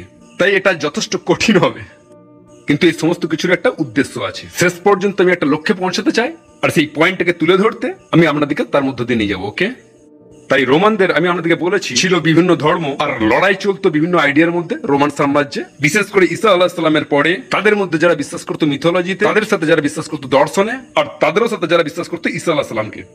তাই সেখানে ছিল ত্রিমুখী, বুঝলেন, আইডিওলজিক্যাল আর ইন্টেলেকচুয়ালের মধ্যে অনবরত যুদ্ধ। এখন একটা সরকার সেই সময়কার তার থাকতে পারে না বিভিন্ন প্রকারের অ্যাক্টিভ ধর্ম, কারণ পুনরায় ধর্ম, রাজার যে ধর্ম হবে সেটাই হবে রাজার প্রতি লয়্যালটি দেখানোর ধর্ম। তাই রাজাকে দিতে হতো ফাইনাল ভার্ডিক্ট, আর সেটাই হতো সরকারি আইন। তাই প্রায় পঞ্চম আর ষষ্ঠ শতাব্দীর মধ্যে রোমান সাম্রাজ্য এই রায় প্রকাশ করলো যে সরকারি ভার্সন, রাষ্ট্রের সরকারি ধর্ম হলো খ্রিস্টিয়ানিটি, যেভাবে নির্ধারিত হয়েছে পলের দ্বারা। তাই Pauline doctrine of the Christianity হয়েছিল অফিসিয়ালি রাষ্ট্রীয় ধর্ম, যার অর্থ যদি আপনি লয়্যালটি দেখাতে চান রোমান সাম্রাজ্যকে, আপনাকে হতে হবে পলিন খ্রিস্টান, আপনাকে গ্রহণ করতে হবে পলের ব্যাখ্যা করা খ্রিস্টান ধর্ম। এমনকি খ্রিস্টান ধর্মের মধ্যেও কি বিষয়ে বিতর্ক করতো, জেসাস কে, তিনি ঈশ্বর না ঈশ্বর নন, তিনি ঈশ্বরের সন্তান নাকি না, এই বিতর্ক ছিল অ্যাবসলিউটলি। কিন্তু এখন এই বিতর্ককে শেষ হতেই হবে। আর যখন এই পলিসিকে ঘোষণা করা হলো, সে কি করেছিল? সে বলেছিল সমস্ত দার্শনিক আর বুদ্ধিজীবী তাদেরকে বিতরণ করতে হবে। সে তাদেরকে সাম্রাজ্য থেকে বিতাড়িত করলো। সে বলেছিল যে অসহমত পোষণ করবে এই বুঝলেন এই সরকারি ব্যাখ্যা চার্চের, তাকে মনে করা হবে ইসলামের বাইরে, বরং খ্রিস্টান ধর্মের বাইরে, মুরতাদ। তাই তাকে হত্যা করা হবে, আর এমনকি তাকে কবর দেওয়া হবে না, তাকে কবর দেওয়ার অনুমতিও দেওয়া হবে না। এভাবেই তাকে দেওয়া হবে সবচেয়ে অপমানজনক মৃত্যু। অন্য কথায় কোনো প্রকারের অসহমতের সুযোগ খ্রিস্টান ধর্মে থাকবে না। অতঃপর যখন সে মুক্ত হলো এই ইন্টারনাল ডিবেট থেকে, আর সে মুক্ত হলো কোনো প্রকারের বুদ্ধিজীবীদের সমালোচনা থেকে, দুজনের থেকেই মুক্তি, তখন সে সূচনা করলো নতুন মতবাদের। রোমান সাম্রাজ্য ইন্ট্রোডিউস করলো ডগমা অফ খ্রিস্টিয়ানিটি। ডগমা হলো আপনি কিছুকে বিশ্বাস করেন, সেই বিষয়ে চিন্তা না করেই তাকে গ্রহণ করতে হবে যা এতে আছে, দ্যাটস ইট, রাইট? আর এখন সেটা কি, যদিও এই মতবাদটার কোনো সেন্স নেই, এখন আর এটাকে অর্থপূর্ণ হতেও হবে না, তাদেরকে তা মানতেই হবে যদি বাঁচতে চায়। আর সেটা কি? ওই কথাটা একজনই তিনজন, তিনজনই একজন। আরো একটা কথা, ঈশ্বর অবতরণ করেছিলেন মানুষ হিসাবে, তিনি হয়েছিলেন মানুষ, হয়েছিল অবতরণ করা ঈশ্বর রূপ নিয়েছিল জেসাসের, আর সেই মানুষ গ্রহণ করেছিল অপমান আর অত্যাচার মানব জাতিকে তাদের গুনাহ থেকে বাঁচাতে। আর তাই সে বুঝলেন, সে গ্রহণ করেছিল ক্রস, আর ঈশ্বর খুন হয়ে গিয়েছিল বুঝলেন ক্রসের উপরে। আর তারও উপর এখন মানুষরা তাদের সমস্ত গুনাহ ধুয়ে মুছে সাফ, যতদিন তারা এই মতবাদ মেনে নেবে যে তারা তাদের গুনার জন্য আর দায়ী থাকবে না। এখন সেখানে প্রচুর সংখ্যায় যুক্তিপূর্ণ ছিদ্র রয়েছে, কিন্তু তাতে আর কিছু আসে যায় না, তার কোনো সমস্যাই নয়। এটা এখন সরকারি রাষ্ট্রীয় ধর্ম। ওকে, নাও এসব ছাড়াও আরো অ্যাডিশনাল পলিসি ছিল যেগুলো আপনাদেরকে বুঝতে হবে। আর পরবর্তী পলিসি হলো কোনটা সত্য আর কোনটা মিথ্যা এটা বাস্তবে নির্ধারিত হবে না বাইবেলের দ্বারা, এটা স্থির করবে পোপ নিজে। আপনার কোনো অধিকার নেই আপনার নিজের বাইবেল পড়ার। পরে আপনারা জানতে পারবেন শেষ বিষয় যেটা কেউ পাবলিশ করতে পারবে না, আর এমনকি বাইবেলের কোনো কপিও রাখতে পারবে না। বাইবেলকে থাকতে হবে চার্চের সাথেই, তাদেরই থাকবে অফিসিয়াল কপি, আর একমাত্র তাদেরই থাকবে এটা আলোচনা করার আর ব্যাখ্যা করার। অন্য কেউ যদি এটা ব্যাখ্যা করে বা কোনো ভাবনা প্রকাশ করে, আমরা তা গ্রহণ করতে পারবো না। We can't have that. আপনি জানেন, আপনারা জানেন, অনেক পরে এটার বিরুদ্ধে বিদ্রোহ হয়েছিল যে আপনি নিজেই বাইবেল পড়তে সক্ষম হবেন, আর সেটাই হলো প্রোটেস্ট্যান্ট মুভমেন্ট। এটা বাস্তবিক একটা প্রোটেস্ট ছিল, we should have access to the Bible. Okay, now পোপকে আবার মনে করা হতো, তাই একমাত্র যে বাইবেলকে ইন্টারপ্রেট করতে পারতো সে কে? পোপ নিজে। আর তারা যাদেরকে সে দায়িত্ব দেয়, কিন্তু কি হবে যদি তারা ভুল করে, কি হবে যদি ভুল ব্যাখ্যা করে? সেই আইডিয়া কারো মাথায় আসতে পারে, ও না না না, সেটা নিয়ে চিন্তা করতে হবে না, কারণ পোপ হলো নির্ভুল, সে কোনো গুনাহ করে না, সে পারফেক্ট। আর প্রসঙ্গক্রমে নবী আর পোপের মধ্যে পার্থক্যগুলোর মধ্যে একটা, নবী আলাইহিস সালাতু ওয়াস সালামগণ আল্লাহ তাদেরকে সংশোধন করতেন।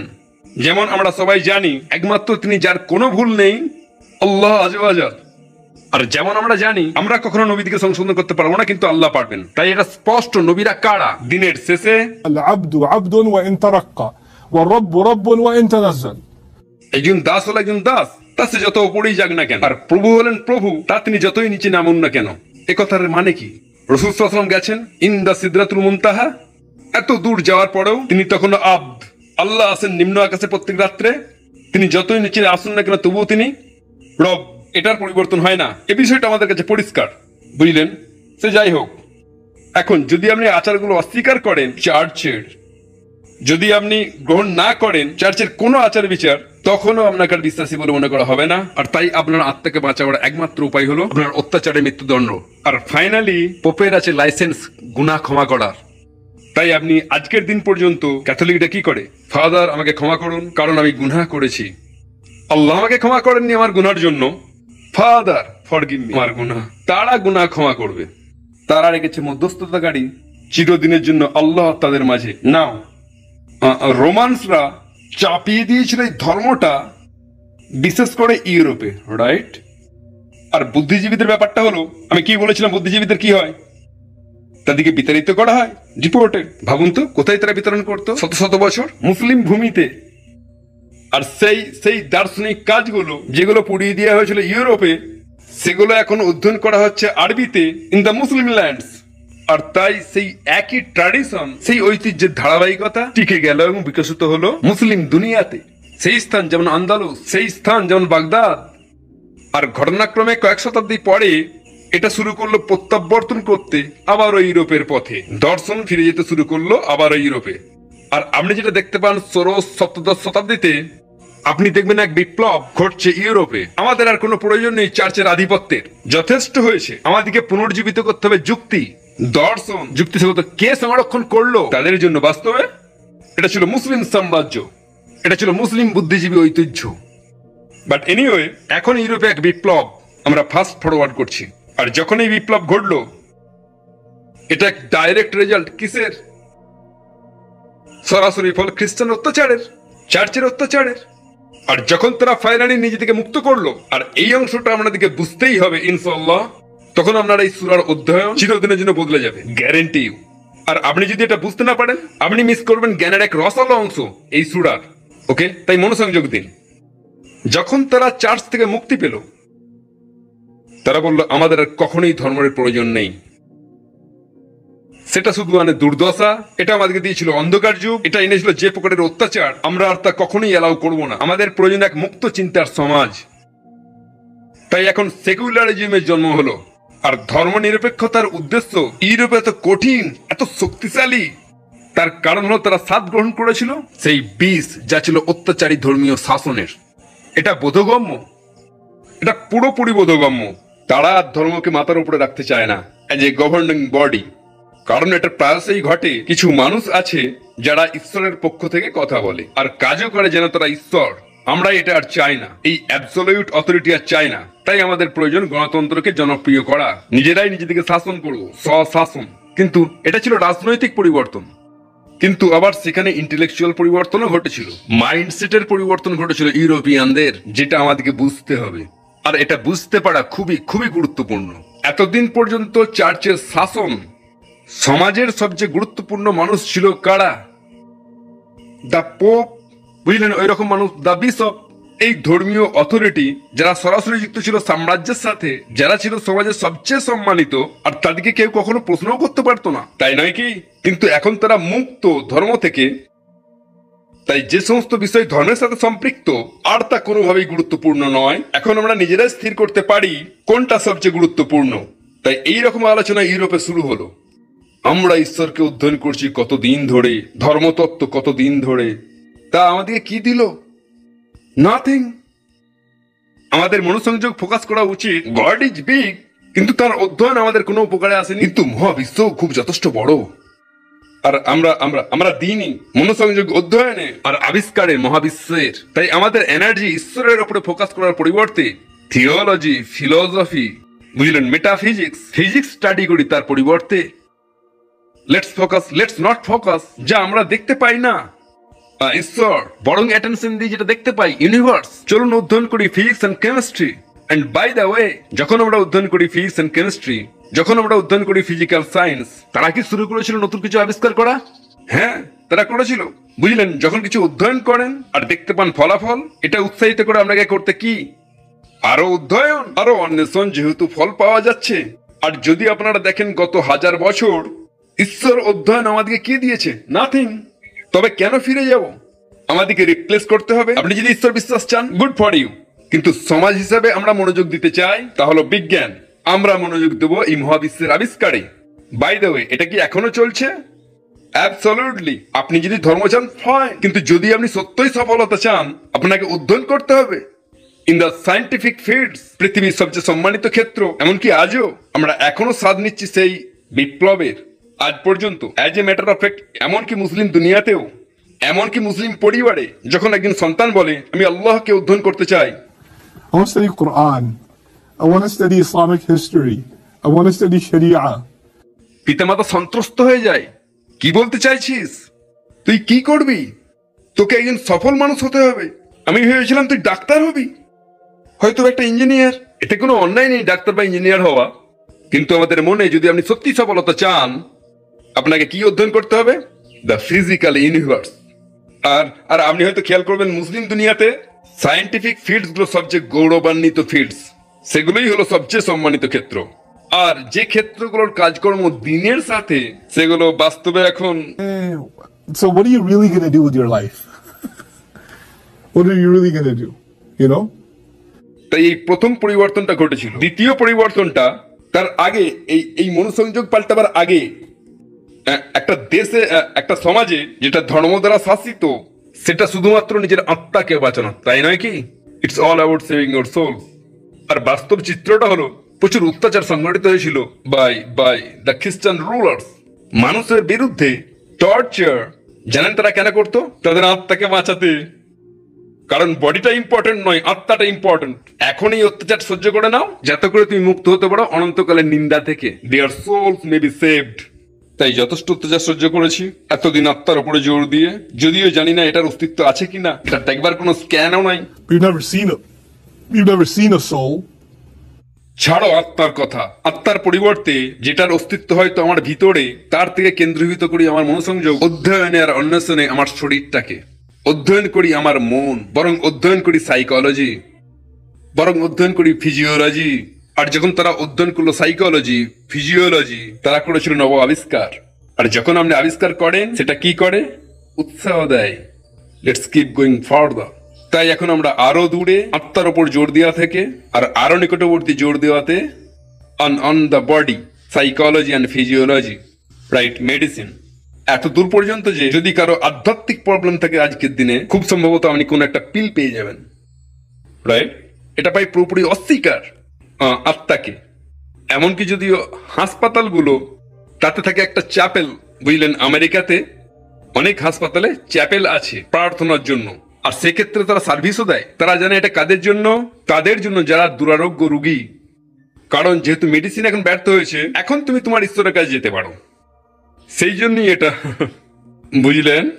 অনেকদিন আগে, একটু অপ্রাসঙ্গিক হচ্ছে তবু গুরুত্বপূর্ণ, আগে একবার আমি পড়েছিলাম, তখনও আমি কলেজে, টাইম ম্যাগাজিনে একটা আর্টিকেল বেরিয়েছিল, কর্মক্ষেত্রে ধর্ম।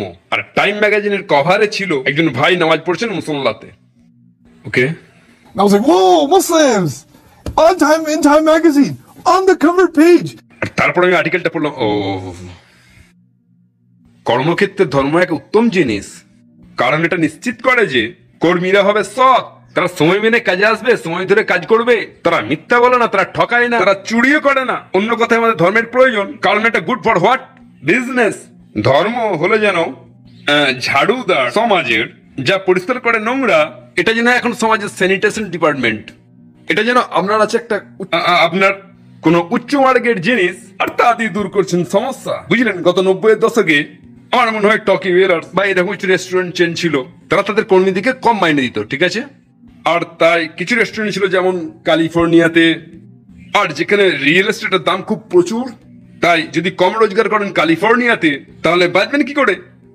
তখন আপনাকে বাস করতে সত্যি খারাপ পরিবেশে, কোন রকমে বেঁচে থাকবেন, আপনার জীবন হবে সত্যই দুর্দশাপূর্ণ।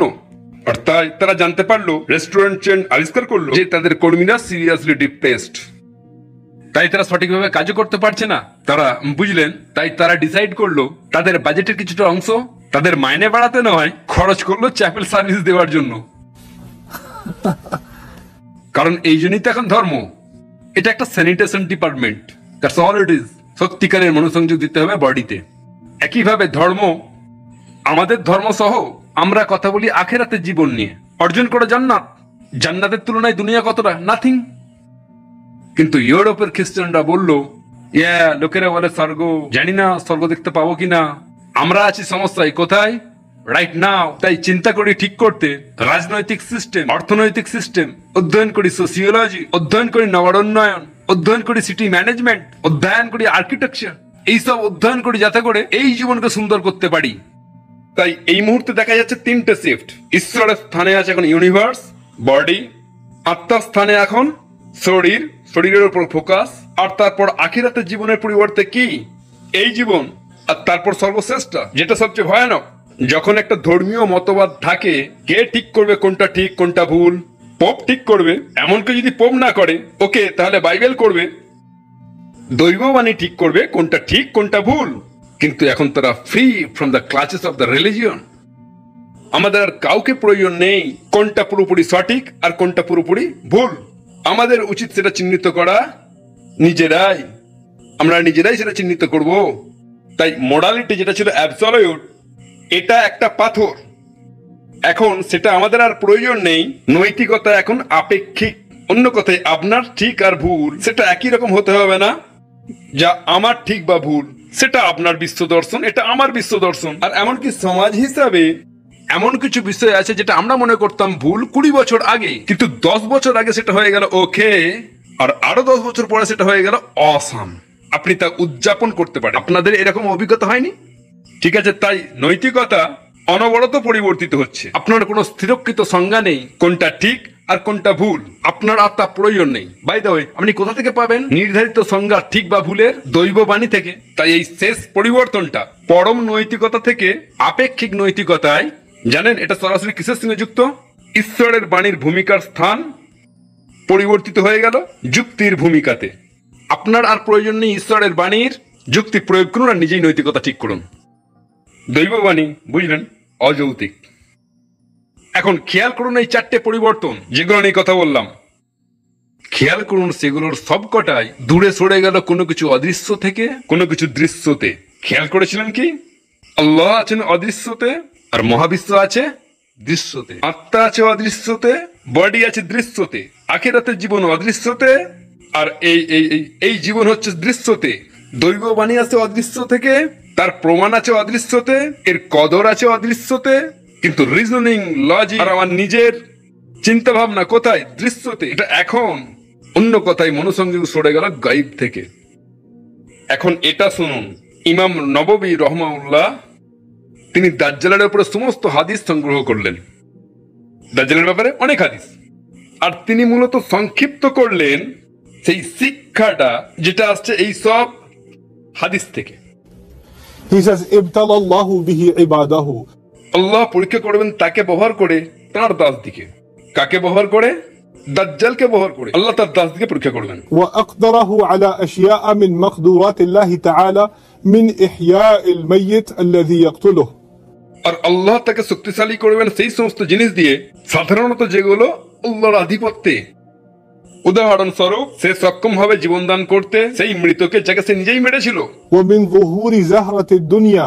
আর সে বের করে আনবে দুনিয়ার সৌন্দর্য। والخصب معه.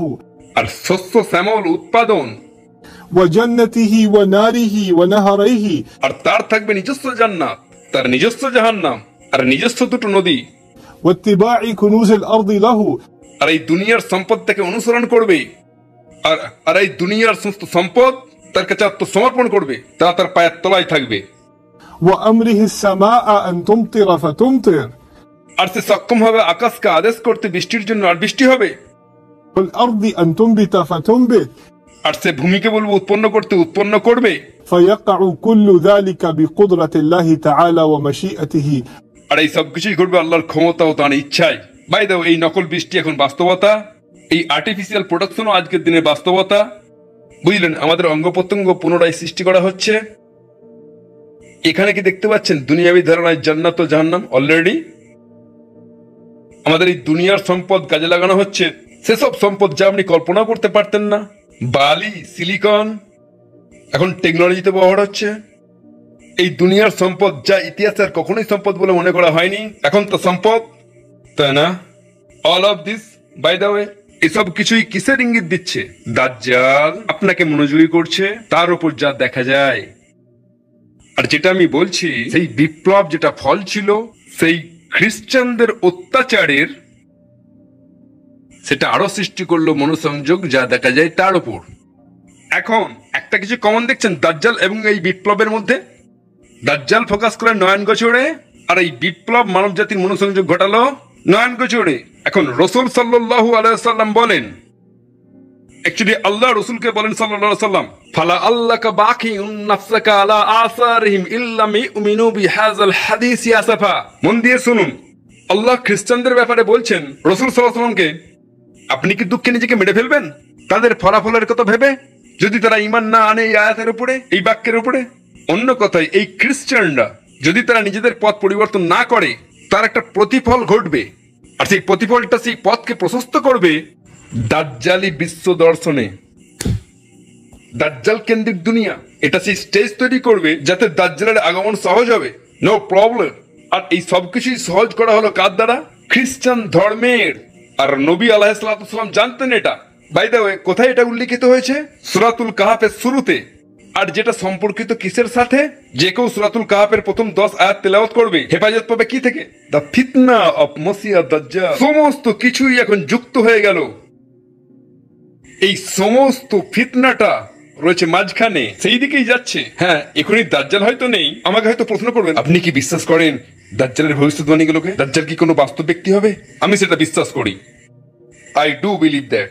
যে শারীরিক বর্ণনা রাসূলুল্লাহ দিয়েছেন, আমি সেটাকে আলংকারিক মনে করি না, কিন্তু আমি মনে করি তার জন্য স্টেজ প্রস্তুত। আমাদেরকে আমাদের চোখ খোলা রাখতে হবে। We have to keep our eyes open. তাই সমস্ত বিষয়গুলো এখন সংঘবদ্ধ করে ফেলি, আর তারপর আপনাদেরকে দেবো 1 মিনিটের ব্রেক, পার্ট 3 আর 4 এর আগে, কারণ আমাদের এটা প্রয়োজন। এটা যথেষ্ট ভারী বিষয়। রাসূল সাল্লাল্লাহু আলাইহি ওয়াসাল্লাম বলেন, من قرأ 10 آيات من أول سورة الكهف عصم من فتنة الدجال। যে তেলাওয়াত করলো সূরা কাহাফের প্রথম 10 আয়াত, সে হেফাজত পেল দাজ্জালের ফিতনা থেকে। তাই প্রথম 10 আয়াত বিশেষভাবে আমাদেরকে তাই বহু অন্তর্দৃষ্টি দাজ্জালের ফিতনা সংক্রান্ত বিষয়ে। রাইট নাও, মনে আছে আমি কি বলেছিলাম নৈতিকতা নিয়ে? নৈতিকতার কি হলো আধুনিক যুগে? এটা দুলতে থাকে। যখন কোনো কিছু দুলতে থাকে তার আসল অবস্থান থেকে বলা হয় এর আছে ইওয়াজ। আরবি শব্দটা হলো ইওয়াজ। এটা একটা বিচ্যুতি। আর আজকের দিনের নৈতিকতা কি হতে থাকে? বিচ্যুত। আর বাই দ্য ওয়ে, বিচ্যুতি যেন অতি অল্প বিচ্যুতি, আর সময়ের সাথে সাথে এটা চলে যায় বহু দূরে, আর একসময় বহু দূরে যেখান থেকে শুরু করেছিল। তাই শুরুতে অল্প একটু বাঁক নেয় আর অতঃপর চলে যায় শত শত মাইল দূরে, তাই না? এরকমটাই ঘটে। আল্লাহ কি বলেন একদম শুরুতে? আলহামদুলিল্লাহিল্লাযী আনজালা আলা আবদিহিল কিতাব ওয়া লাম ইয়াজআল লাহু ইওয়াজা। আলহামদুলিল্লাহ, এই কিতাবের জন্য যা আল্লাহ নাজিল করেছেন এটা সংরক্ষিত। কাউকে অ্যালাউ করে না কি করতে? বিচ্যুত হতে। এমন একটা সময় আসবে যখন নৈতিকতার প্রত্যেকটা অংশ বিচ্যুত হবে। একমাত্র কিতাব যা দৃঢ় থাকবে, স্থান পরিবর্তন করবে না, সেটা এই কিতাব। As a matter of fact, সমস্ত প্রতিষ্ঠান যেগুলো খ্রিস্টিয়ানিটির অফিসিয়াল ইনস্টিটিউশন, সমস্ত যেন চার্চের সব বাহিনী সেসব বিষয় মেনে নিয়েছে যা তারা কখনোই মেনে নেয়নি আধুনিক যুগে। উদাহরণস্বরূপ 80-র দশকে ইংল্যান্ডের চার্চ বলেছিল নারী আর পুরুষ বিবাহিত নয়, কিন্তু একে অপরকে ভালোবাসে, ইটস রিয়েল লাভ। তবে তো ঠিক আছে, এটা ব্যভিচার নয়, ইটস নট অ্যাডাল্টারি, যতদিন এটা রিয়েল লাভ। শুধু তোমার গার্লফ্রেন্ডকে চিট করো না। আমি যখন এটা পড়লাম, religious authority of the church, আমি বললাম ওয়াও, ইওয়াজ, দেখুন ইওয়াজ, এ তো বিশাল। আমরা করতে পারি না, নিজেদিকে আনতে পারি না এই অবস্থানে। কিতাবের কথা তো শেষ কথা, আর আমাদেরকে তার দৃঢ়তার সাথে মানতে হয়। তাই ধারণাটা হলো, যতদিন আমরা এই কিতাবকে আঁকড়ে থাকবো, I want to give you an image. কল্পনা করুন একটা গাছ, শেকড় গভীরে, আর এলো বন্যা। সবকিছুই হচ্ছে উৎপাটিত আর প্লাবিত হয়ে ভেসে যাচ্ছে, আর আপনি ধরে আছেন এই গাছটাকে। যতক্ষণ আপনি এই গাছটাকে ধরে থাকবেন, আপনি প্লাবিত হয়ে ভেসে যাবেন না। আর যে মুহূর্তে আপনি একটুখানি আলগা হবেন, তখন কি ঘটবে? আপনি যখন একটু আলগা হবেন, হাত হবে আরো আলগা, আলগা আলগা, আর তারপর ইউ আর গন। তাই একমাত্র উপায় নিজের স্থানে থাকার, এই কিতাবকে আঁকড়ে ধরা। ওয়ালাম ইয়াজআল্লাহু ইওয়াজা। তারপর আমি আপনাদেরকে আগেই বলেছি রসুল চিন্তিত ছিলেন আলাইহিস সালাতু সালাম তাদের বিশ্বাসের ফলাফলের উপরে, আগামীতে কি ঘটবে। আর দেখুন কি ঘটে গেছে। এটা শুধু সেই প্রতিফল নয় যেটা আখিরাতে আসবে। তাদের ইতিহাস অধ্যয়ন করুন আর দেখুন এই ধর্ম কোথায় গেছে, কোন কোন পথ তারা ধরেছে। আর বাই দ্য ওয়ে, আধুনিক ইউরোপিয়ানরা আর আধুনিক এজ এ রেজাল্ট আধুনিক দুনিয়ার প্রায় সব অংশে মানুষ শুধু খ্রিস্টান ধর্মকেই ঘৃণা করে না, তারা ঘৃণা করে সমস্ত ধর্মকেই। সমস্ত ধর্মই পিছিয়ে পড়া, সমস্ত ধর্মই ধর্মান্ধ, সমস্ত ধর্মই অত্যাচারী। কিন্তু কোথা থেকে সেই অ্যালার্জি শুরু হলো? খ্রিস্টান ধর্ম থেকে। তখন সেখানে ইসলাম ছিল না। ইসলাম হলো সবচেয়ে নতুন শিকার এই লম্বা তালিকার। সমস্ত ধর্মই খারাপ, এটা শুধু তক্তাই নতুন পেরেক, বুঝলেন? কিন্তু বাস্তবে এটা ইসলামের সম্বন্ধে নয়, এটা সব ধর্মের বিষয়। যে কোনো দৈববাণী এই প্রতিষ্ঠানটাই থাকা উচিত নয়, আমাদের থাকা উচিত আপেক্ষিক বাস্তবতা। তারপর মনে করুন আমি বলেছিলাম যে যে সেই পরিবর্তনগুলোর মধ্যে মনোসংযোগ কেন্দ্রীভূত হওয়া উচিত কার উপরে? নয়ন গোচর এই দুনিয়া, এই জীবন।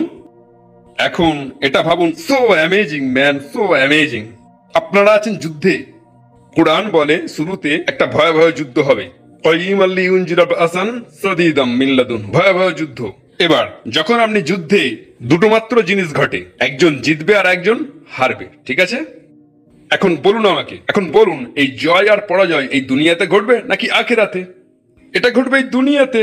যুদ্ধকে জয় করবে আর যুদ্ধকে হারবে। আর আপনি ভাববেন ওই মানুষগুলো যারা আক্রান্ত হতে যাচ্ছে যুদ্ধে, সাবধান করা উচিত।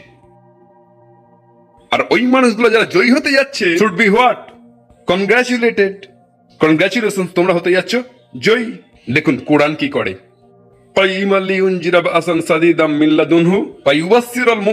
ওকে ওকে ওকে, এটা আপনাকে সাবধান করছে একটা যুদ্ধের।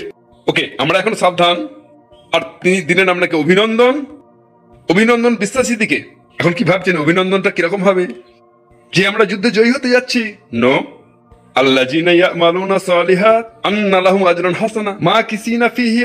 শুধু একটাই কনগ্রাচুলেশন তোমাদের প্রয়োজন, যে যদি তোমরা ভালো আমল করতে থাকো তোমরা জান্নাতে বসবাস করবে চিরদিনের জন্য। তোমাদের প্রয়োজন অভিনন্দন এই দুনিয়ার জন্য নয়, কিন্তু কি জন্য? আখিরাতের জন্য। কারণ এখন তোমরা বাস করবে একটা সময়ে যখন প্রত্যেকে মনোসংযোগ করবে কিসে? এই দুনিয়ার উপরে। কিন্তু তোমরা আখিরাত থেকে দৃষ্টি সরাতে পারবে না। তাই যদি এটা যুদ্ধ নিয়ে কথা বলছে আর আমরা আশা করছি জয়ের অভিনন্দন, তিনি বলেন না, তোমাদের এই অভিনন্দনের প্রয়োজন নেই। বাই দ্য ওয়ে, রাসূল সাল্লাল্লাহু আলাইহি ওয়াসাল্লাম আমাদেরকে বলেন যে যখন দাজ্জাল আসবে আর যুদ্ধটা শুরু হবে, মুসলিম মানে ইমানদার আর দাজ্জালের মধ্যে মুসলিমরা পরাজিত হবে অনবরত। Over and over and over তারা পরাজিত হবে। কিন্তু যতবারই তারা পরাজিত হবে তবুও তাদের জন্য অভিনন্দন, তাই নাকি? তাদের জন্য যারা উত্তম আমল করেছে, আন্না লাহুম আজরান হাসানা মা কিসনা ফিহি আবাদান, আল্লাহুম্মা জাআলনা মিনহুম। নাও ইমাম নববীর কাছ থেকে দাজ্জালের বিষয়ে কি জেনেছি? হি সেড যে সবচেয়ে ভয়ানক পরীক্ষা যা এই উম্মত কখনো দিয়েছে, the biggest test will be দাজ্জাল। আর দুনিয়াকে সুন্দর করা হবে যা কখনোই করা হয়নি, কার দ্বারা? দাজ্জাল। তাই আমি চাই মনে রাখুন দুটো জিনিস। প্রথম, এটা সুন্দর করা হবে যেটা আগে কখনো ছিল না। দ্বিতীয়, এটা এমন এক পরীক্ষা যা আগে কখনো ছিল না। মনে রাখতে পারবেন? 1, it is beautified like never before. 2, is a test like never before. দেখুন আয়াতের পারফেকশন, ইন্না জাআলনা মা আলাল আরদি জিনাতাল্লাহ। আমরা এই দুনিয়ার সবকিছুকেই করেছি এর সৌন্দর্য। এখনের থেকে বেশি আর কখন পৃথিবী এত সৌন্দর্য মণ্ডিত ছিল? এই ফিতনাতে। তারপর তিনি কি বলেন? লি নাবলুয়াহুম আইয়ুহুম আহসানু আমালা, যাতে তার দিকে পরীক্ষা করতে পারি। কখন সেই পরীক্ষায় পড়বো যা আগে কখনো ছিল না? দাজ্জালের সাথে। এই আয়াতগুলো জেনারেলি সব সত্য যে কোনো জমানায়। দুনিয়া হলো জিনাত আর এটা পরীক্ষা। কিন্তু কোন পরীক্ষায় তার কাছাকাছিও আসতে পারবে না যা ঘটবে দাজ্জালের সময়, বিশেষ করে প্রাসঙ্গিক এট দ্যাট টাইম। এখন দাজ্জাল ওই বড় আলামতগুলোর মধ্যে একটা, কোনটা? কিয়ামতের। যার মানে যখন দাজ্জাল আসবে তখন বিচার দিবস খুবই নিকটবর্তী। তাই পরের আয়াতটা কি? ইন্না লাজাইলুনা মা আলাইহা সাইদান জুরুজা। যখন সবচেয়ে বড় পরীক্ষাটা আসবে, পরের বিষয় যেটা শুধু বাকি থাকবে, দুনিয়া হয়ে যাবে ধ্বংস অতঃপর। এখন বলুন, রাসূল সাল্লাল্লাহু আলাইহি সাল্লাম কি আমাদেরকে বলেছিলেন দাজ্জালের মুখোমুখি হতে, লড়াই করতে? আর যাও তার সম্মুখে? না, এড়িয়েছিল যতটা সম্ভব। As a matter of fact, من أدركه منكم فليقرأ عليه فواتح سورة الكهف। যদি তার সামনে পড়ে যাও, যদি ঘটনাক্রমে তার মুখোমুখি হয়ে যাও, পাঠ করো সূরাতুল কাহফের প্রথম 10 আয়াত তার উপরে, অথবা তার উপরে সূরাতুল কাহফের প্রথম অংশ তেলাওয়াত করো। সে তোমাকে ধরতে সক্ষম হবে না। অন্য কথায়, আপনি সমস্যার খোঁজ করবেন না, আপনি দূরে পালাবেন এই ভয়ানক অত্যাচারের নিকট হতে। কতগুলো আয়াত রাসূলুল্লাহ সাল্লাল্লাহু আলাইহি ওয়াসাল্লাম পাঠ করতে বলেছেন? 10। 9 নম্বর আয়াতে আসহাবুল কাহাফ কাহিনী শুরু হচ্ছে, পিপল অফ দ্য কেভ। আপনারা হয়তো ভাববেন ফিতনার সমস্ত আয়াত আর দুনিয়া ধ্বংস হওয়ার আয়াত এসব কিছু যথেষ্ট ছিল দাজ্জালের ফিতনার জন্য। আল্লাহ করলেন গুহার কাহিনীটিকে আমাদের হেফাজতের অংশ। এই এক গর্জিয়াস কানেকশন গুহার যুবকদের কাহিনীর সাথে দাজ্জালের ফিতনার। একটা বিষয় আপনাদেরকে বলি, বলার মতো শত বিষয় রয়েছে, একটা বিষয় বলবো তারপরে বিরতি। আর সেটা হলো, যখন আপনি 10ম আয়াতে পৌঁছাবেন, ইজ আওয়াল ফিতিয়াতু ইলাল কাহাফি ফাকালু রব্বানা ওয়া আতিনা মিন লাদুনকা রাহমা ওয়া হাইয়্যি লানা মিন আমরিনা রাসাদা। তারা গুহার অভিমুখী হলো আর তারা আল্লাহকে বলল, হে আল্লাহ, আমাদেরকে দিন বিশেষ রহমত, সাম স্পেশাল লাভ এন্ড কেয়ার আপনার তরফ হতে, আর দান করুন কিছু পথ নির্দেশ আমাদের জন্য। হে আল্লাহ, একমাত্র আপনি, একমাত্র আপনার কাছেই আছে একমাত্র আশ্রয়। যখন আপনি 10ম আয়াতে পৌঁছাবেন, আমাদের দোয়া দাজ্জালের বিরুদ্ধে আর তাদের দোয়া তাদের রাজার বিরুদ্ধে এক হয়ে যায়। আমাদের সমস্যা তাদের সমস্যা মিশে গেল একটা দোয়াতে।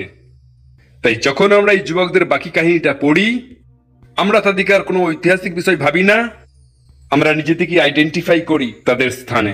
সুবহানাল্লাহ। তখন আর আমাদের জন্য এটা কোনো কাহিনী নয়, এটা দুটো লাইন যুক্ত হয়ে গেছে, দুটো সমস্যা মিলিত হয়ে গেছে। সুবহানাল্লাহ। তাই এখন ইনশাআল্লাহ তাআলা আপনাদেরকে একটা কুইক ব্রেক দেব, 60 সেকেন্ডস, নো মোর। যান, কিছু জলপান করুন, কাউকে চড় মেরে ফিরে চলে আসুন ইনশাআল্লাহ। তারপর আমরা কথা বলবো সূরাতুল কাহাফের চমকপ্রদ নজমের উপর। কিছু উদাহরণ আপনাদেরকে দিতে চাই। And we'll call it a night. Barakallahu li wa lakum. Assalamu alaikum wa rahmatullahi wa barakatuh.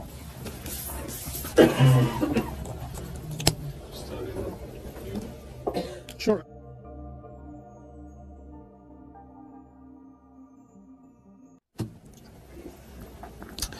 بسم الله والصلاة والسلام على رسول الله وعلى آله وصحبه أجمعين ثم ما بعد السلام عليكم ورحمة الله وبركاته everybody again.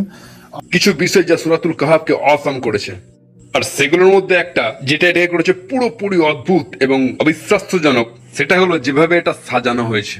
আর যদিও আমি আপনাদেরকে দেব না একটা পুরো লেকচার কিভাবে এটা সাজানো হয়েছে, বরং দেব কিছু ঝলক, যাতে করে কিছুটা প্রশংসা করতে পারে কত আশ্চর্যজনক ভাবে, কত সুন্দর ভাবে কোরআনের ট্যাপেস্ট্রি কিভাবে কাজ করে, কিভাবে আয়াতগুলো একে অপরের সাথে সুচারুরূপে সংঘবদ্ধ, একসাথে কিভাবে প্রবাহিত হচ্ছে। যদি শুধুমাত্র অনুবাদ পড়ি, এমনকি যদি আয়াত ধরে ধরে তাফসীর পড়ি, ডটস গুলো যোগ না করে, আমরা মিস করব অনেক অসাধারণ বিষয়বস্তু। আর এই বিষয় নিয়েই কথা বলবো পার্ট 3-তে, আর দুটোই পার্ট 3 আর পার্ট 4 ইনশাআল্লাহ। নদমের দুটো ভিন্ন মাত্রা, নদম এর অর্থ সংহতি, আর বিষয়বস্তু কিভাবে একই সাথে সংঘবদ্ধ। এখন প্রথম যে উদাহরণটা দিতে চাই আপনাদেরকে, সেটা হলো 10, 11, 12 আর 13তম আয়াত সূরাতুল কাহাফের। ওকে, তাই 10ম আয়াত, যেটা হলো শেষ আয়াত রাসূলের উপদেশ থেকে, তাই না? আলাইহিস সালাতু ওয়াসসালাম। শেষ আয়াতটা ছিল ইজ আওয়াল ফিতিয়াতু ইলাল কাহাফ। প্রসঙ্গক্রমে এটাই ছিল প্রথম আয়াত সম্পূর্ণ কাহিনীটার। নাও দ্য স্টোরি ইজ বিগিনিং। আপনাদেরকে দেখাতে চাই এখানে সংখ্যার ভূমিকা। যুবকদের প্রথম উল্লেখ হচ্ছে 9 নম্বর আয়াতে, আর এই কাহিনীর বর্ণনা হচ্ছে 26 নম্বর আয়াত পর্যন্ত। তাই 9 থেকে 26 এই সূরাতে যেখানে আপনি পাচ্ছেন কাহিনীটাকে, এর মধ্যেই কাহিনীটা আছে। কিন্তু 9 নম্বর আয়াতটা শুধুমাত্র, আপনি কি মনে করেন সেখানে বিশেষ কিছু রয়েছে? It's a rhetorical question. বাস্তবে তাদের বিষয়ে কিছু বলাই হয়নি। টেকনিক্যালি কাহিনীটা শুরু হচ্ছে 10ম আয়াতে, আসল কাহিনীটা শুরু হচ্ছে 10ম আয়াতে। তাই আমি আপনাদেরকে বলতে চাই কি ঘটেছে। 10ম আয়াতে আল্লাহ বলেন, ইজ আওয়াল ফিতিয়াতু ইলাল কাহাফি ফাকালু রব্বানা আতিনা মিন লাদুনকা রাহমাহ ওয়া হাইয়্যি লানা মিন আমরিনা রাসাদা। মনে আছে, দুটো দোয়া মিলিত হয়ে যাচ্ছে। তাই বেসিক্যালি তারা আশ্রয় প্রার্থনা করছে, বেসিক্যালি তারা আল্লাহর আশ্রয় প্রার্থনা করছে আর তার রহমত প্রার্থনা করছে আর তাদের সমস্যার সমাধানের দোয়া করছে, রাইট? সেটাই হলো 10ম আয়াতের জিস্ট। 11তম আয়াতে আল্লাহ বলেন, ফাদারাবনা আলা আজানিহিম ফিল কাহফি সিনিনি আদাদা। আল্লাহ তাদেরকে ঘুম পাড়িয়ে দিলেন, হি প্যাটেড অন देयर ইয়ার্স, আর তারা ঘুমিয়ে পড়লো। সেটাই 11তম আয়াত। 12th আয়াত, ثم بعثناهم لنعلم أي الحزبين أحصى لما لبثوا أمدا। তারপর তাদেরকে তুললাম, তাদেরকে ঘুম থেকে তুললাম এটা দেখতে কার আছে সঠিক হিসাব। তাই এখন 10ম আয়াত তারা প্রার্থনা করছে, একাদশ আয়াত আল্লাহ তাদেরকে ঘুম পাড়াচ্ছেন, দ্বাদশ আয়াত আল্লাহ তাদেরকে তুলছেন। আর 13তম আয়াতে نحن نقص عليك نبأهم بالحق إنهم فتية آمنوا بربهم وزدناهم هدى 13তম আয়াত হলো আমরা বলবো তোমাদেরকে কাহিনীটা নাবা আহুম বিল হক। তিনটে অর্থ কার মনে আছে? তিনটে জিনিস। Huh? Purposefully, accurately, and rightfully. আমরা কিছুক্ষণ মনোসংযোগ করব পারপাসফুলির উপরে। ওকে, তাই আমি বলছি আল্লাহ কাহিনীটাই বলবেন বিশেষ উদ্দেশ্যে। অন্য কথায় এটা শুধু কাহিনীর জন্যই কাহিনী নয়, এটার একটা এজেন্ডা আছে। ওকে, নাও এখানে মজার জিনিসটা হলো আয়াত 10, 11, 12, 13 মধ্যে গোটা কাহিনীর মূল বিষয়বস্তু পাবেন। জিসটা যেটা আমরা জানা প্রয়োজন এই কাহিনীর ইজ ডান। তারা পালিয়ে গিয়েছিল, তারা ঘুমিয়ে পড়েছিল, ঘুম থেকে উঠেছিল, আর এটার একটা উদ্দেশ্য আছে। Done, it's a bullet point version of the whole thing. কাহিনীতে প্রবেশ করার আগে ইন ডিটেল এটা ইতিমধ্যে শেষ। বাস্তবে টেকনিক্যালি ইটস অলরেডি ওভার। এখন দেখুন কি ঘটলো। আয়াত নম্বর 10 কি বিষয় ছিল কার মনে আছে? তাদের প্রার্থনা। যখন আপনি যাবেন 14তম থেকে 16তম আয়াতে, এখন কেন 14 নম্বর আয়াত? কারণ আমি ইতিমধ্যেই বলেছি কি ঘটেছে 10, 11, 12, 13তম আয়াতে। So what's next? 14। তাই যখন আপনি যাবেন 14 থেকে 16তম আয়াতে, জানেন কি শিখতে পারবেন? আপনি জানবেন কেন তারা দোয়াটা আসলেই করেছিল, তারা কি করেছিল যে তাদেরকে আশ্রয় চাইতে হয়েছিল, কিভাবে তারা বিপদে পড়েছিল। সমস্ত ব্যাকগ্রাউন্ড যা আপনার প্রয়োজন সেগুলো নিয়ে যাচ্ছে ওই দোয়াতে। যখন আমরা আসি 14তম আয়াত থেকে 16তম আয়াতে, তাই প্রথম ডিটেইলড অংশটা হলো তাফসীর, ব্যাখ্যা 10ম আয়াতের। আয়াত নাম্বার 17 আর 18, বাই দ্য ওয়ে 11 নম্বর আয়াত কার উপরে ছিল কার মনে আছে? He put them to sleep, he put them to sleep. কি ঘটেছিল যখন তারা নিদ্রিত ছিল? সূর্য, মনে আছে সূর্য নিয়ে আয়াতটা হেলে পড়ছে, রাইট? তাদের কুকুর থাবা বাড়িয়ে কেউ একজন এলো আর তাদের কাছ থেকে ভয়ে পালালো, আর আল্লাহ তাদেরকে এদিক ওদিক পাশ ফেরাচ্ছিলেন। এই সমস্ত কিছুই ঘটছিল যখন তারা নিদ্রিত ছিল। অন্য কথায় আল্লাহ বলেন আল্লাহ তাদেরকে ঘুম পাড়িয়েছিলেন। আর আয়াত 17 আর 18তে কিরকম দেখতে ছিল সেই নিদ্রাটা। Let me explain that sleep to you. তারপরে যান 12 নম্বর আয়াতে, মনে করিয়ে দিন 12 নম্বর আয়াত কি বিষয় ছিল? Huh? He woke them up. এখন ওকে, কি ঘটেছিল যখন উঠলো? যখন তারা উঠলো, তারা বললো কতক্ষণ ঘুমিয়েছি, কিছু খাদ্য আনা যাক। সেই পুরো কথোপকথন হলো 19 থেকে 21 নম্বর আয়াতে। অন্য কথায় আল্লাহ এখন ব্যাখ্যা করছেন 12 নম্বর আয়াত। এন্ড ফাইনালি মানুষেরা বলতে শুরু করলো তারা নিশ্চয়ই 3 জন ছিল। 4 নম্বর হলো তাদের কুকুর, 5 আর 6 নম্বর ছিল তাদের কুকুর, 7 আর 8 নম্বর ছিল তাদের কুকুর। অন্য লোকেরা বললো চলো এখানে মসজিদ করি তাদের উপরে, চলো একটা মনুমেন্ট করি তাদের উপরে। অন্য মানুষরা বললো কতদিন তারা এখানে ছিল, কেউ বললো 300 বছর। অন্য কথায় মানুষেরা শুরু করলো গ্রহণ করতে সাইড ট্র্যাক। কেন কাহিনীটা বলা হলো? এই কারণে বলা হলো যাতে করে বছরের গণনা করতে পারো। এই কারণে কাহিনী বলা হয়েছিল যাতে করে তোমরা জানতে পারো কতজন ছিল তারা। কাহিনীটি কি বলা হয়েছিল এই কারণে যে কি প্রকারের বিল্ডিং করবে তাদের উপরে। People lost sight of the purpose. আর আল্লাহ বলছেন 13তম আয়াতে আমি তোমাদেরকে বলবো কাহিনীটা উদ্দেশ্য সহ, আর আমি তোমাদেরকে বলছি কিভাবে তারা উদ্দেশ্যটাই ভুলে গিয়েছিল। তাই 22 থেকে 26 নম্বর আয়াতে আছে সমস্ত সামঞ্জস্যপূর্ণ উদাহরণ কিভাবে তারা উদ্দেশ্যটাই ভুলে গিয়েছিল আর তাদেরকে ফিরিয়ে আনার উপায়। এখন এটা আমার কাছে ইজ অ্যাবসলিউটলি ইনসেনলি অসাম।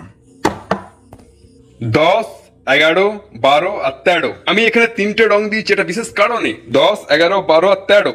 অতঃপর ডিটেল সেকশনটা 14 থেকে 16 গোজ ব্যাক টু 10, 17 থেকে 18 গোজ ব্যাক টু 11, 19 থেকে 21 গোজ ব্যাক টু 12, 22 থেকে 26 গোজ ব্যাক টু 13। আর এটা একটা বক্তব্য, লিখিত কিছুই নেই। এমনকি আমি লেখার সময় এটা সাজাতে পারবো না। আর আল্লাহ এই আয়াতগুলো শুধু তেলাওয়াত করছেন, বুঝলেন? যখন কোনো মানুষ এই সূরাটাকে মুখস্থ করে, বুঝলেন? وكذلك بعثناهم وكذلك أعثرنا عليهم. এই দুটি কনফিউজ হয়ে যায়। Was it بعثناهم or أعثرنا عليهم? যদি এই গঠনটা জানতেন, এই লেআউটটা, ও ওয়েট, জানুন বর্ণনাটা, তারা কি ঘুম থেকে ওঠার পর কি হয়েছিল সেটা প্রথমে আসছে, বাআসনাহুম প্রথমে। আর পরবর্তী সেকশনে যখন তাদেরকে আবিষ্কার করা হলো আর এই সমস্ত ডিবেট চলতে লাগলো তাদেরকে নিয়ে করা যায়, সেটা পড়ে আসারনা আলাইহিম পড়ে। নদম অধ্যয়ন করলে এটা সহজ হয়ে যাবে।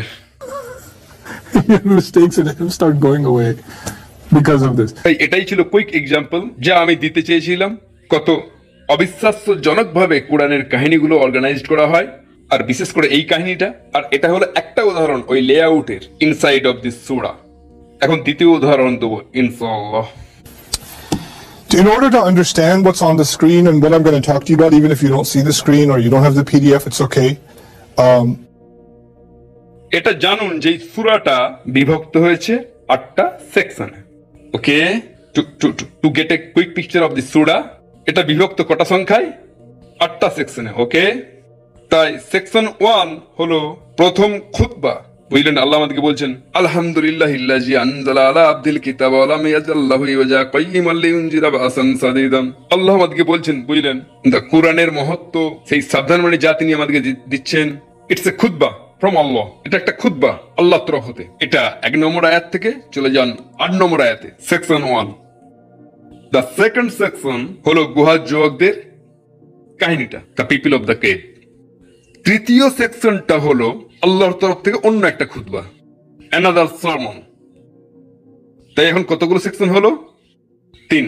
আমাকে মনে করিয়ে দিন। প্রথমটা হলো একটা খুতবা, দ্বিতীয়টা হলো একটা কাহিনী, তৃতীয়টা পুনরায় কি আল্লাহর অন্য একটা খুতবা, চতুর্থটা হলো একটা কাহিনী যেটা দুটো মালির। তাই পেলেন খুতবা কাহিনী, খুতবা কাহিনী। আন্দাজ করুন পরেরটা কি? খুতবা।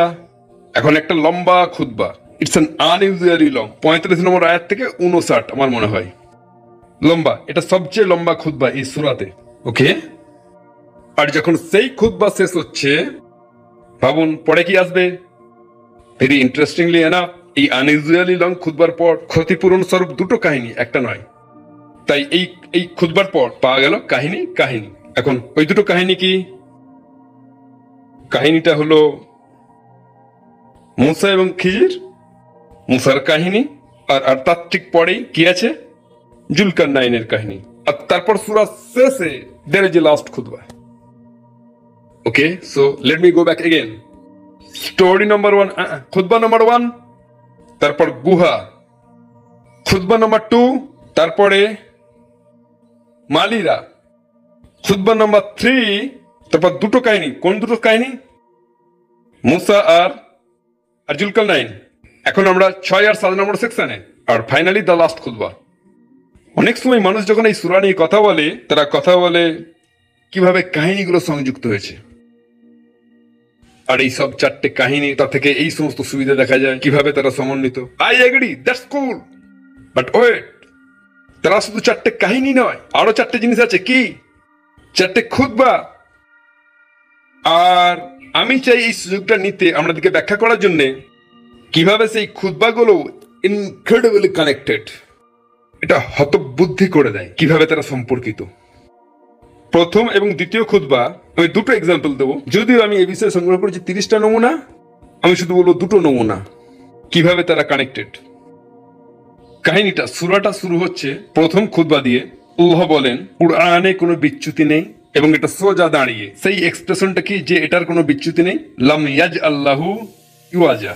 আর সোজা দাঁড়িয়ে থাকার এক্সপ্রেশনটা কি? কাইয়িমান, রাইট? দ্য সেকেন্ড খুতবা। আর এই দুটো খুতবার মাঝখানে কি আছে? The story of the cave. দ্বিতীয় খুতবা শুরু হচ্ছে ওয়াতলু মা উহিয়া ইলাইকা মিন কিতাবি রাব্বিকা লা মুবাদদিলা লিকালিমাতিহি। পাঠ করুন সেই কিতাবটা যেটা আপনার কাছে নাজিল করা হয়েছে। পাঠ করুন যা আপনার কাছে নাজিল করা হয়েছে তা থেকে, আপনার রবের কিতাব, যার শব্দকে পরিবর্তন করতে পারে না। এর শব্দ পরিবর্তন করা যাবে না, কারণ ইটস টু পারফেক্ট।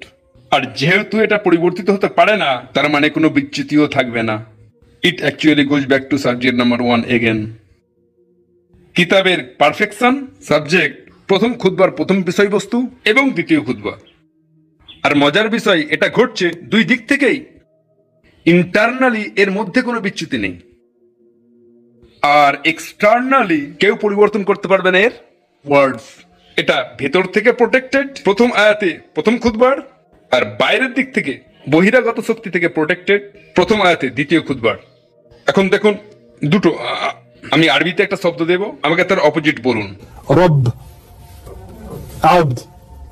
আলহামদুলিল্লাহিল্লাযী আনজালা আলা আবদিহি ওয়াতলু মা উহিয়া ইলাইকা মিন কিতাবি ربك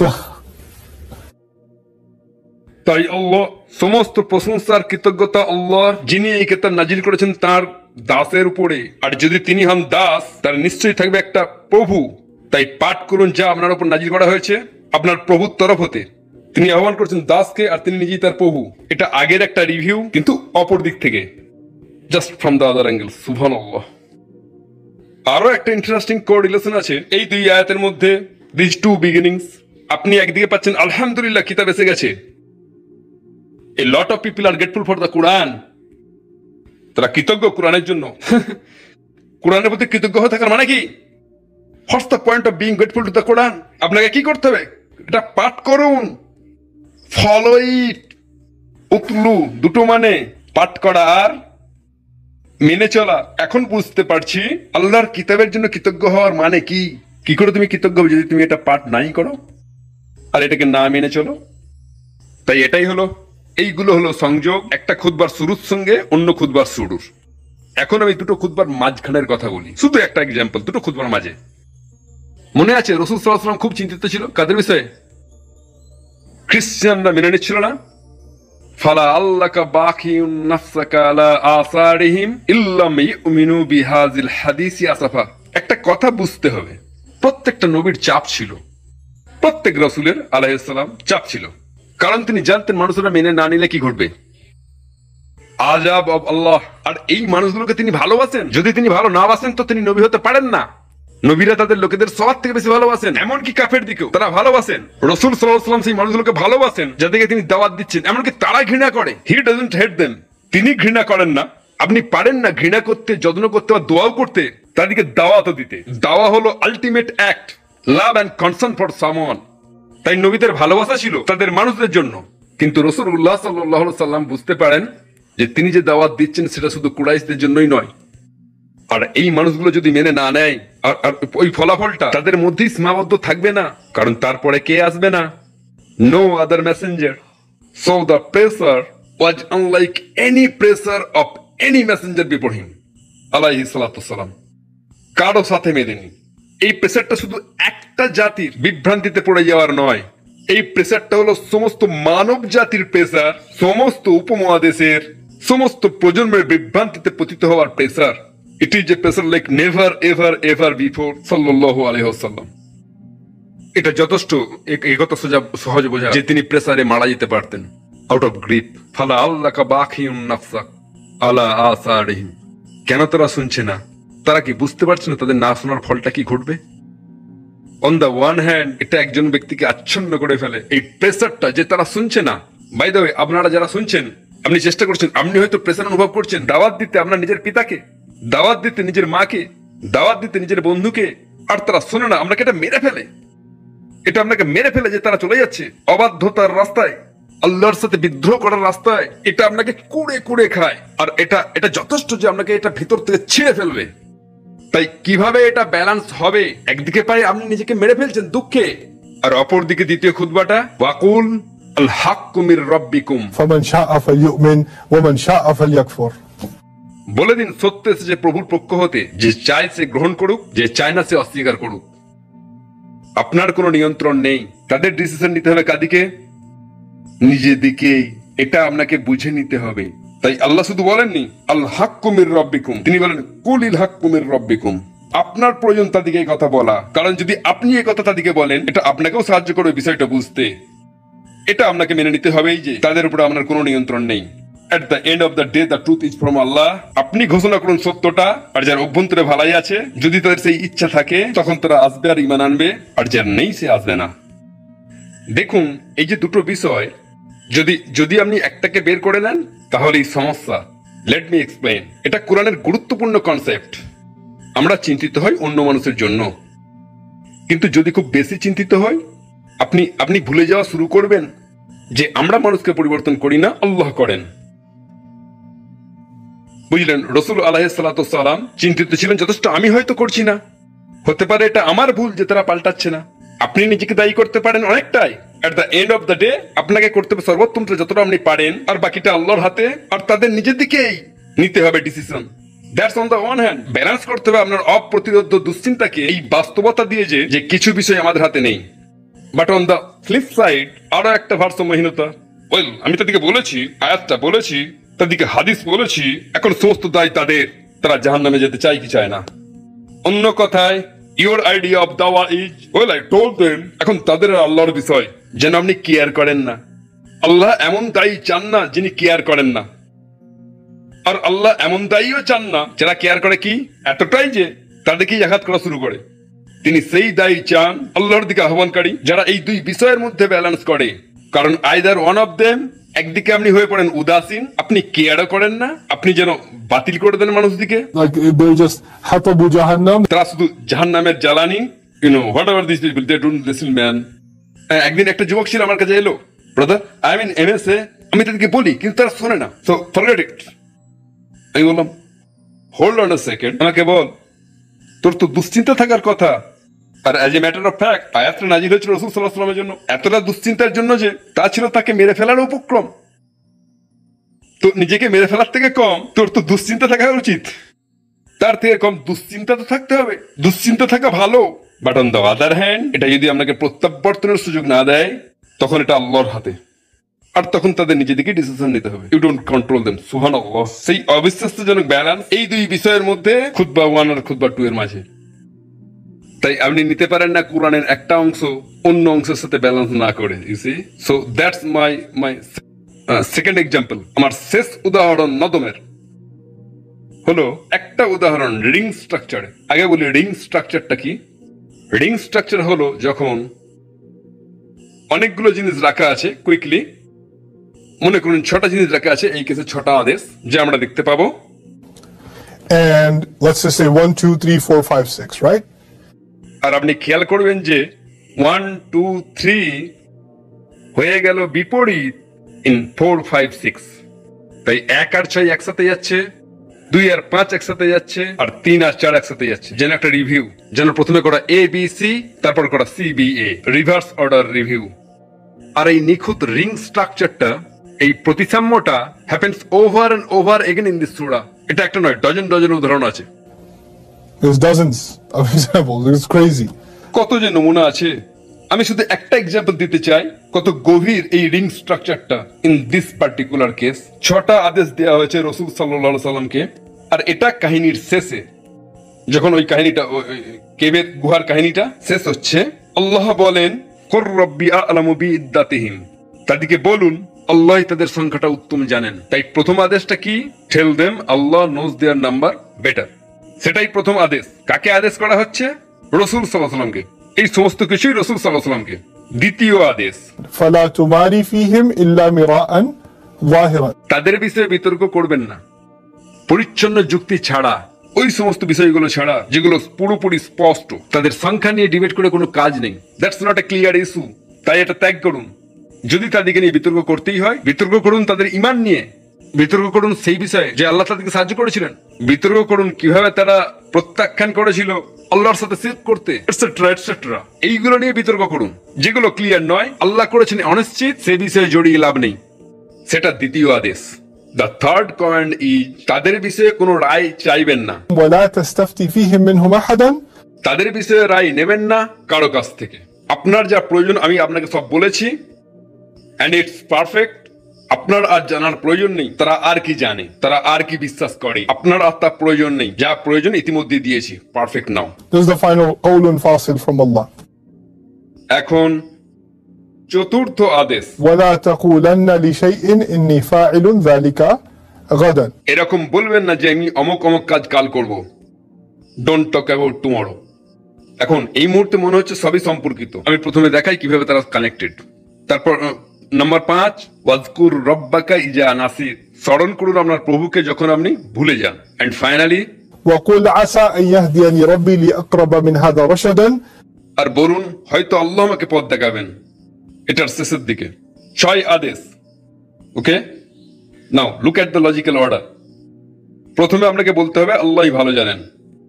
বুঝলেন, এই সূরাতে প্রত্যেকবার আল্লাহ বলেন আল্লাহই ভালো জানেন। আজকের দিন পর্যন্ত, বাই দ্য ওয়ে, এটাই মুসলিম সংস্কৃতি। যখন আপনি বলেন আল্লাহই ভালো জানেন, আপনি আসলে কি বলছেন? এই বিষয়টা ছাড়ুন, আমি জানি না, আপনিও জানেন না, এটা এমন কিছু নয় যে আমাদের ডিসকাস বা ডিবেট করা উচিত। কারণ সঠিক জ্ঞান এই বিষয়ে শুধু কার আছে? আল্লাহর, তাই আল্লাহু আলাম মিনস জাস্ট লিভ ইট। এই বিষয়টা আমাদের হাতে নেই, বুঝতে পারছেন? আর এভাবেই এটা ব্যবহৃত হয়েছে বারবার এই সূরাতে, এখানে বিশেষ করে এই কাহিনীতে। ওকে, قل الله أعلم بعدتهم قل ربي أعلم بعدتهم ربكم أعلم بما لبثتم। আল্লাহ জানেন কতদিন, আমি জানি না, আপনি জানেন না। বিষয়টাকে ছাড়ুন, বিষয়টাকে ছেড়ে দিন। যেভাবে কোরআনে বলা আছে লিভ ইট অ্যালোন, এটা আমাদের যোগ্যতার বাইরে। এটা রব্বি আলম আল্লাহু আলম, এভাবেই আমরা করি, তাই না? তাই প্রথম যে কথা রাসূলকে বলতে বলা হচ্ছে সেটা হলো ওই বিষয়টাকে ছাড়ুন যে বিষয়ে আপনি কিছু জানেন না। কিন্তু তার মানে এই নয় যে আপনি সবকিছুই ছেড়ে দেবেন। কিছু বিষয় অবশ্যই বিতর্ক করবেন, এমন কিছু বিষয় রয়েছে যার পক্ষে আপনি দাঁড়াবেন। তাই তিনি বলেন فلا تماري فيهم إلا مراء ظاهرا। কিছু নির্দিষ্ট বিষয়ের পক্ষে দাঁড়ান যেগুলো কি স্পষ্ট, আর সে বিষয়ে বিতর্ক করবেন না যতক্ষণ না থাকে আপনার ক্লিয়ার সলিড এভিডেন্স। মুসলিমরা এখন জানতে পারছে যে যদি তারা কোনো ডিবেটে যায় তাদের প্রত্যেকটা প্রমাণ হতে হবে অ্যাবসোলিউটলি জাহির, অ্যাবসোলিউটলি ক্লিয়ার এন্ড অ্যাবান্ডেন্ট। এরকম করবেন না আমার এটার জন্য 30টা প্রমাণ আছে, অথবা সেটার জন্য 40টা প্রমাণ আছে, আর 20 বা 2টো তাদের মধ্যে দুর্বল। আমি চাই আপনি বরং আনুন একটা প্রমাণ এবং এটা সলিড, ওই 40টা প্রমাণ দেওয়ার থেকে যার মধ্যে একটা দুর্বল। কারণ যদি বিপক্ষ তাদের মধ্যে একটা সিদ্ধ দেখতে পায়, তারা ওই 39টাকে বাতিল করে দেবে, বুঝতে পারছেন? তাই সামনে কিছু আনুন, তাদের সাথে বিতর্ক করুন, কিন্তু নিশ্চিত করুন যে যখন বিতর্ক করবেন আপনার প্রতিটা যুক্তি কি হবে مراء ظاهرا স্পষ্ট, সেলফ এভিডেন্ট, এমনকি অখণ্ডনীয়। জাহির এক অর্থে অবাতিলযোগ্য। আরবিতে একটা কথা আছে, যখন বিতর্ক স্পষ্ট, أظهر من الشمس। সূর্যের থেকেও স্পষ্ট, ইররিফিউটেবল, আনডিনায়েবল, সেলফ এভিডেন্ট ইভেন। সেটাকে ব্যবহার করুন আপনার বিতর্কে। নাও ওকে, যদি আপনার যুক্তি হয় সুপার সলিড, তখন আপনার প্রয়োজন নেই তাদের নিকট থেকে বৈধতা চাওয়ার। কখনো কখনো একজন প্রতিপক্ষ এসে বলে ঠিক আছে এই বই বলছে এটা এটা ওটা, আপনাকে বিভ্রান্ত করতে। আর তখন আপনি সত্যি বইতে এটাই আছে, আর আপনি কাঁপতে শুরু করলেন। যদি আপনার যুক্তি হয় জাহির, আপনি বিভ্রান্ত হবেন না তাদের যে ফতোয়াই হোক না কেন। আপনার প্রয়োজন নেই তাদের কাছ থেকে বৈধতার, আপনি জানেন আপনি কি বলছেন। ولا تستفتي فيهم منهم أحدا। তাই এইগুলি হলো ওই বিতর্কের নিয়ম কানুন, রাইট?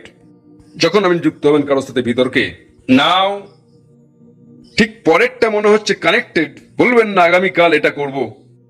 দেখুন, অন দ্য ওয়ান হ্যান্ড তাদের বিষয়ে কোনো রায় নেবেন না, don't seek a verdict from them, কারণ তারাও নিশ্চিত রূপে জানে না, তারা যা বলছে তারা বিশ্বাসযোগ্য উৎস নয়, তাই তাদের সোর্সের উপরে রিলাই করবেন না। কিন্তু এটা কি জানেন, এখন আপনি বলছেন এই মানুষগুলোর নির্দিষ্ট জ্ঞান নেই, এটাকে এক সুযোগ হিসেবে ব্যবহার করুন নিজেকে স্মরণ করাতে। হ্যাঁ, এমন কিছু বিষয় রয়েছে যে বিষয়ে আমার নির্দিষ্ট জ্ঞান নেই। যেমন কি ঘটবে আগামীকাল, যেমন ধরুন যখন আপনি কোনো বিতর্কে জয়ী হতে যাচ্ছেন, this is a really serious point guys, যখনই আপনি কোনো বিতর্কে জয়ী হচ্ছেন, এটা এক প্রকারের সুপিরিয়রিটি আর শ্রেষ্ঠত্বের অনুভূতি নিয়ে যেতে পারে কোথায়, অহংকার।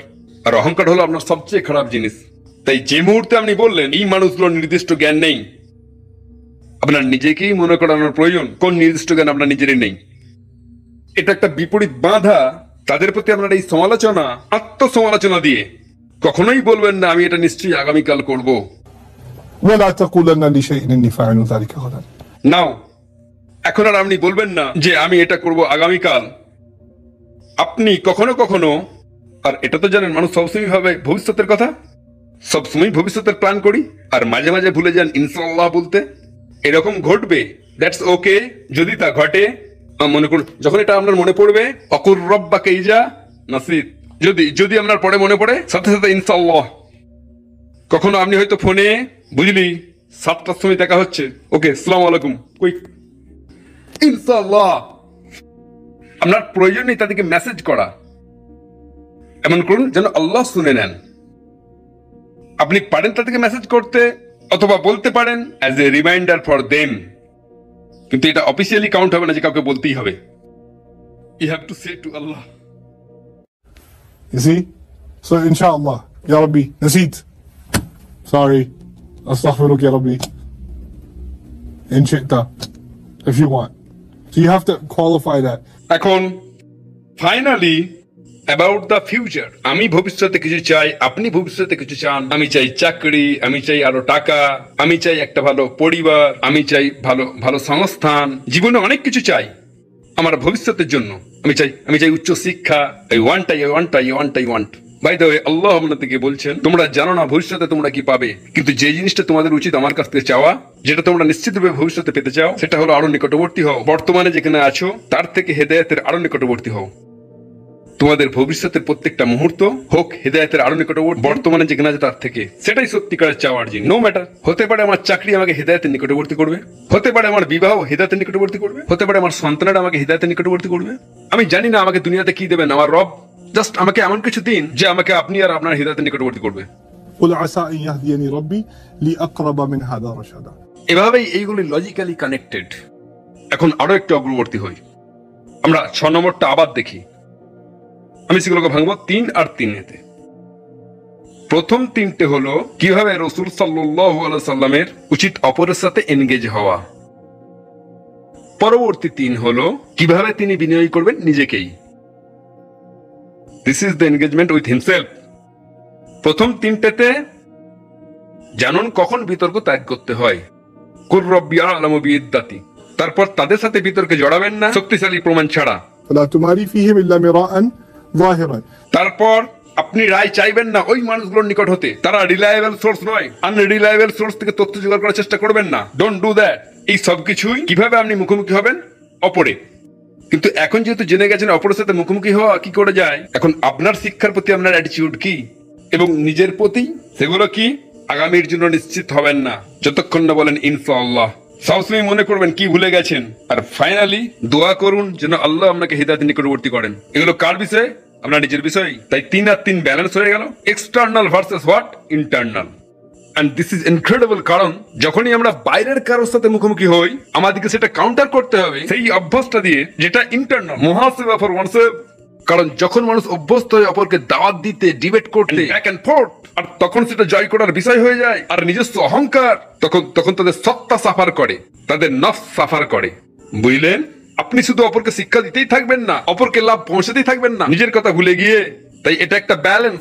এটা করুন অপরের জন্য, তারপর এটা করুন নিজের জন্য, তারপর এটা করুন অপরের জন্য, আর এটা করুন নিজের জন্য।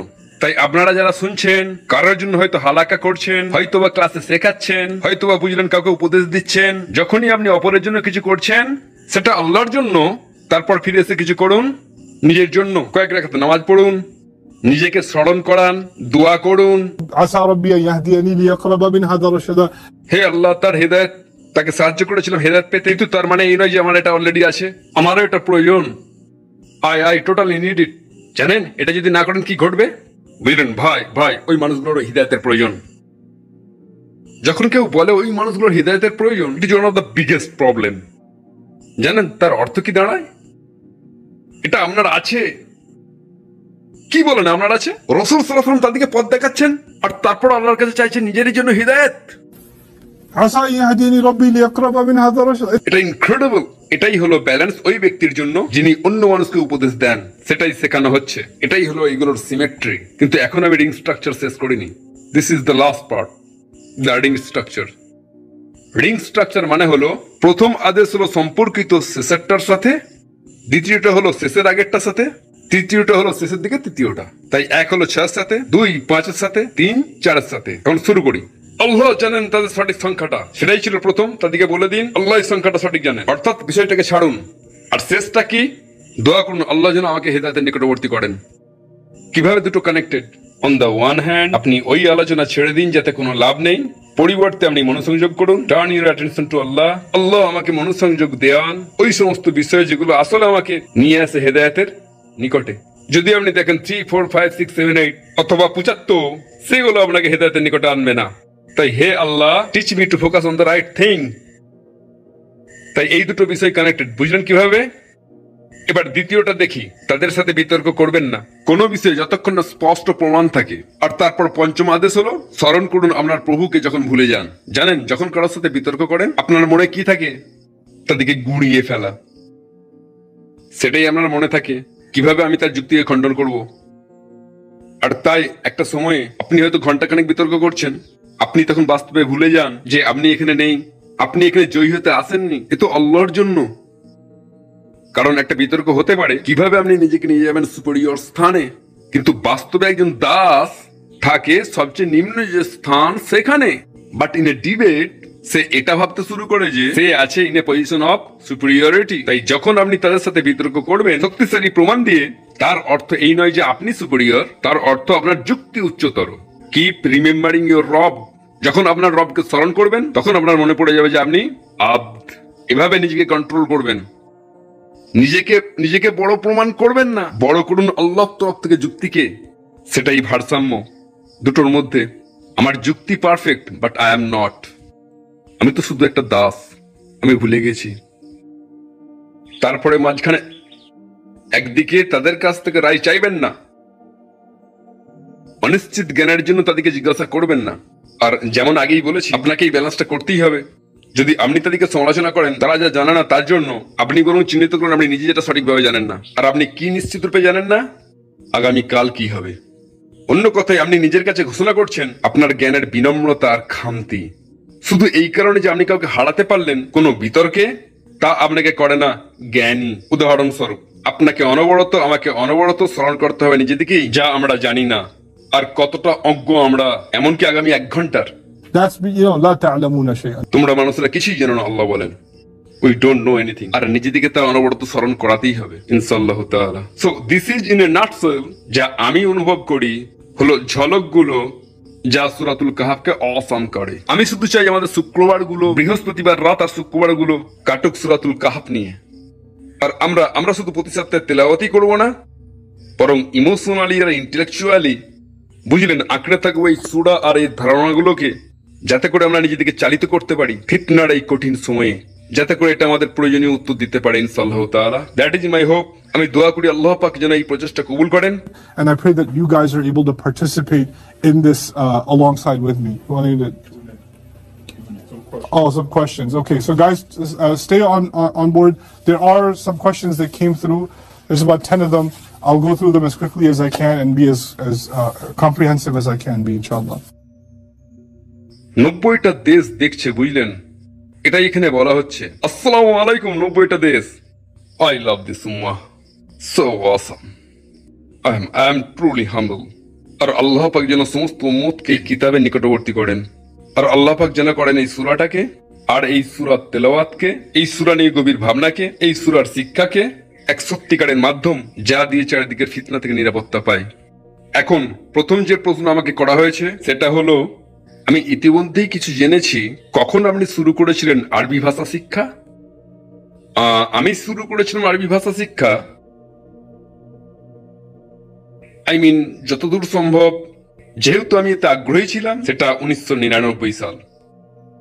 হ্যাঁ, 1999 আমি শুরু করেছিলাম খুব ধীর গতিতে কিন্তু অবিচলিত।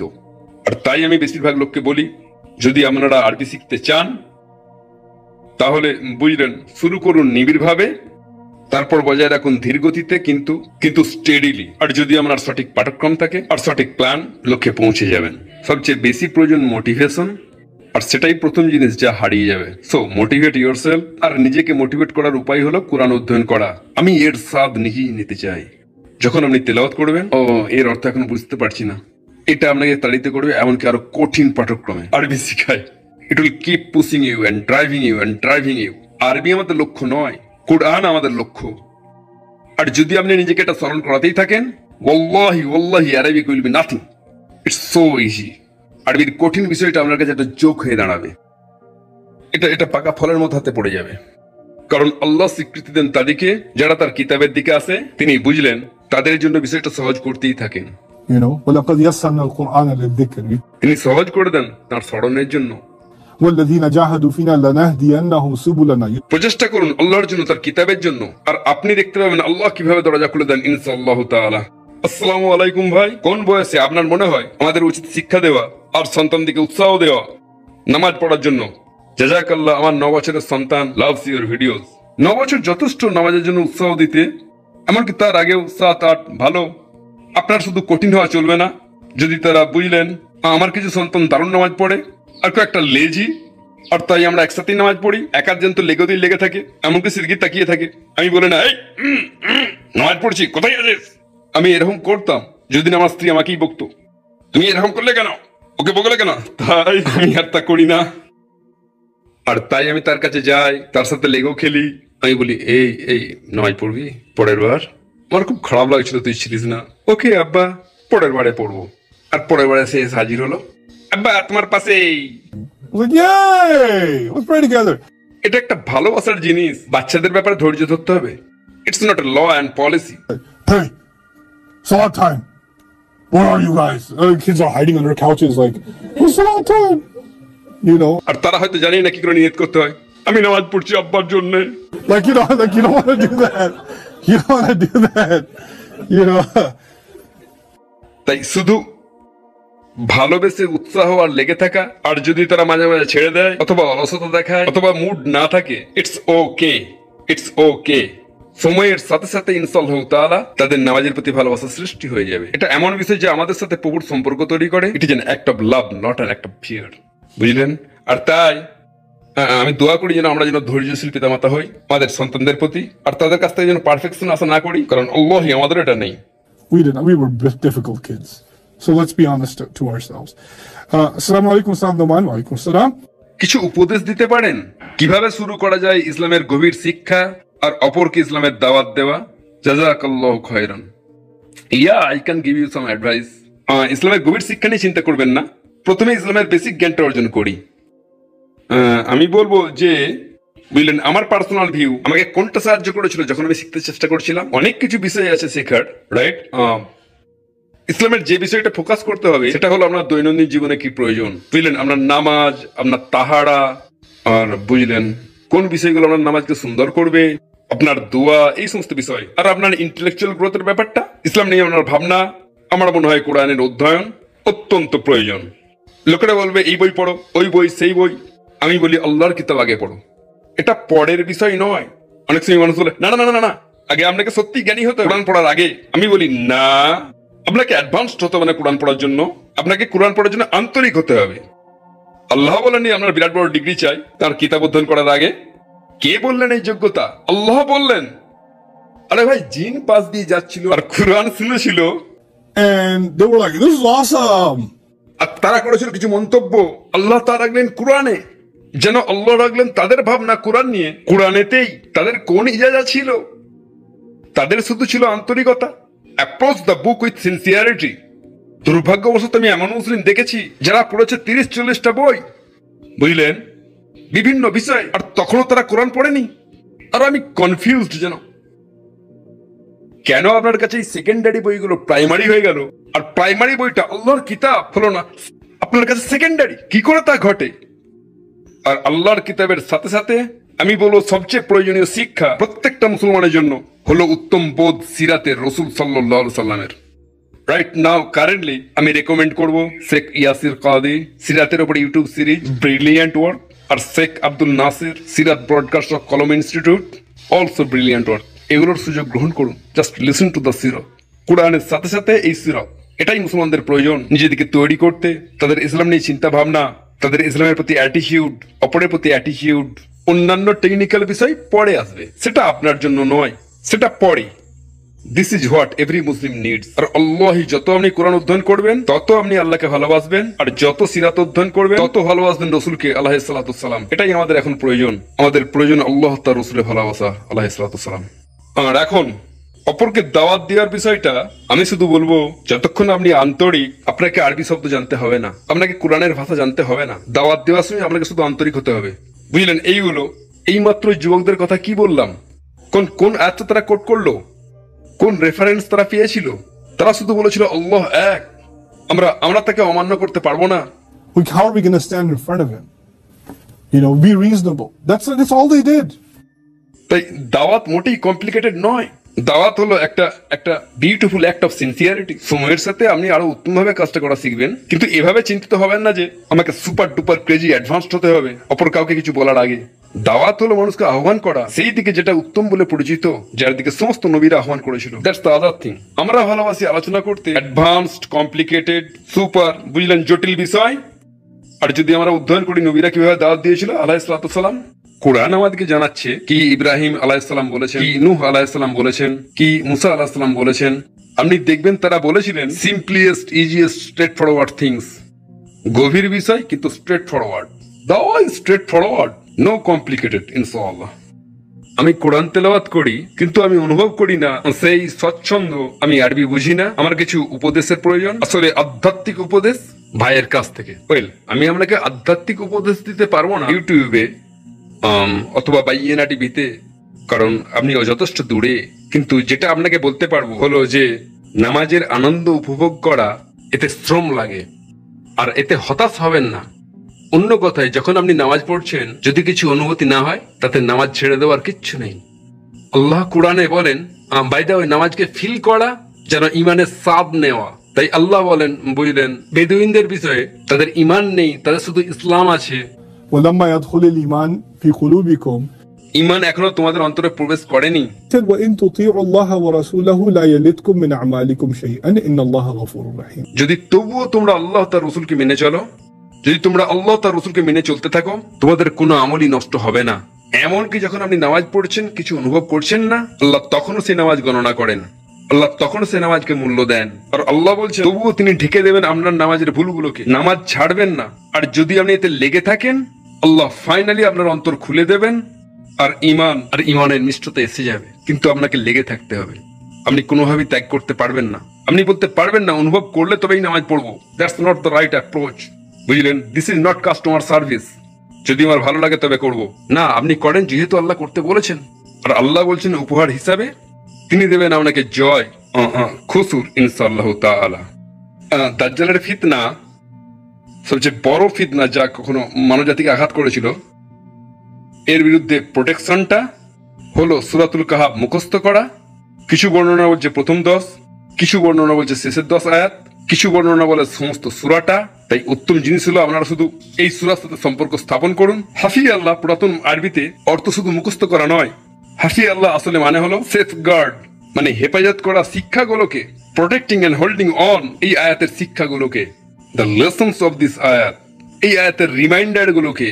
আর এগুলো করা প্রত্যেক শুক্রবার, এই আয়াত নিয়ে চিন্তা ভাবনা করা প্রত্যেক শুক্রবার, কারণ প্রত্যেক শুক্রবার বিচার দিবস স্মরণ করিয়ে দেয়। প্রত্যেক শুক্রবারকে মনে করা হয় আপনার জীবনের নতুন শুরু। তাই রিফ্রেশ ইয়োরসেলফ এভরি ফ্রাইডে, সেটাই সেই সম্পর্ক যেটা আমাদের থাকতে হবে সূরাতুল কাহাফের সাথে। প্রত্যেকটা সমকালীন ফিতনা যার মুখোমুখি আমরা হই, সেটার প্রতিক্রিয়া হবে খুব গভীর, অন্তর শান্ত করা, ইন্টেলেকচুয়ালি সুদিং ওয়ে দেখানো হয়েছে এই অবিশ্বাসজনক সূরাতে। Assalamu alaikum. Can we read the first and the last 10 ayat of Surah Kahf on Friday? অলস হবেন না, পুরোটা পড়ুন। শুরু করুন বৃহস্পতিবারে, অল্প একটু পড়ুন, তারপর শুক্রবার সকালে কিছুটা, শুধু জুম্মার আগে শেষ করে দিন। বুঝলেন, এটা খুব বড় নয়। শুরু করুন মাগরিবের পরে বৃহস্পতিবারে, ইট উইল বি ফাইন। আর যদি পুরোটা না পারেন, ওকে, কম করে প্রথম 10 আয়াত, ওকে।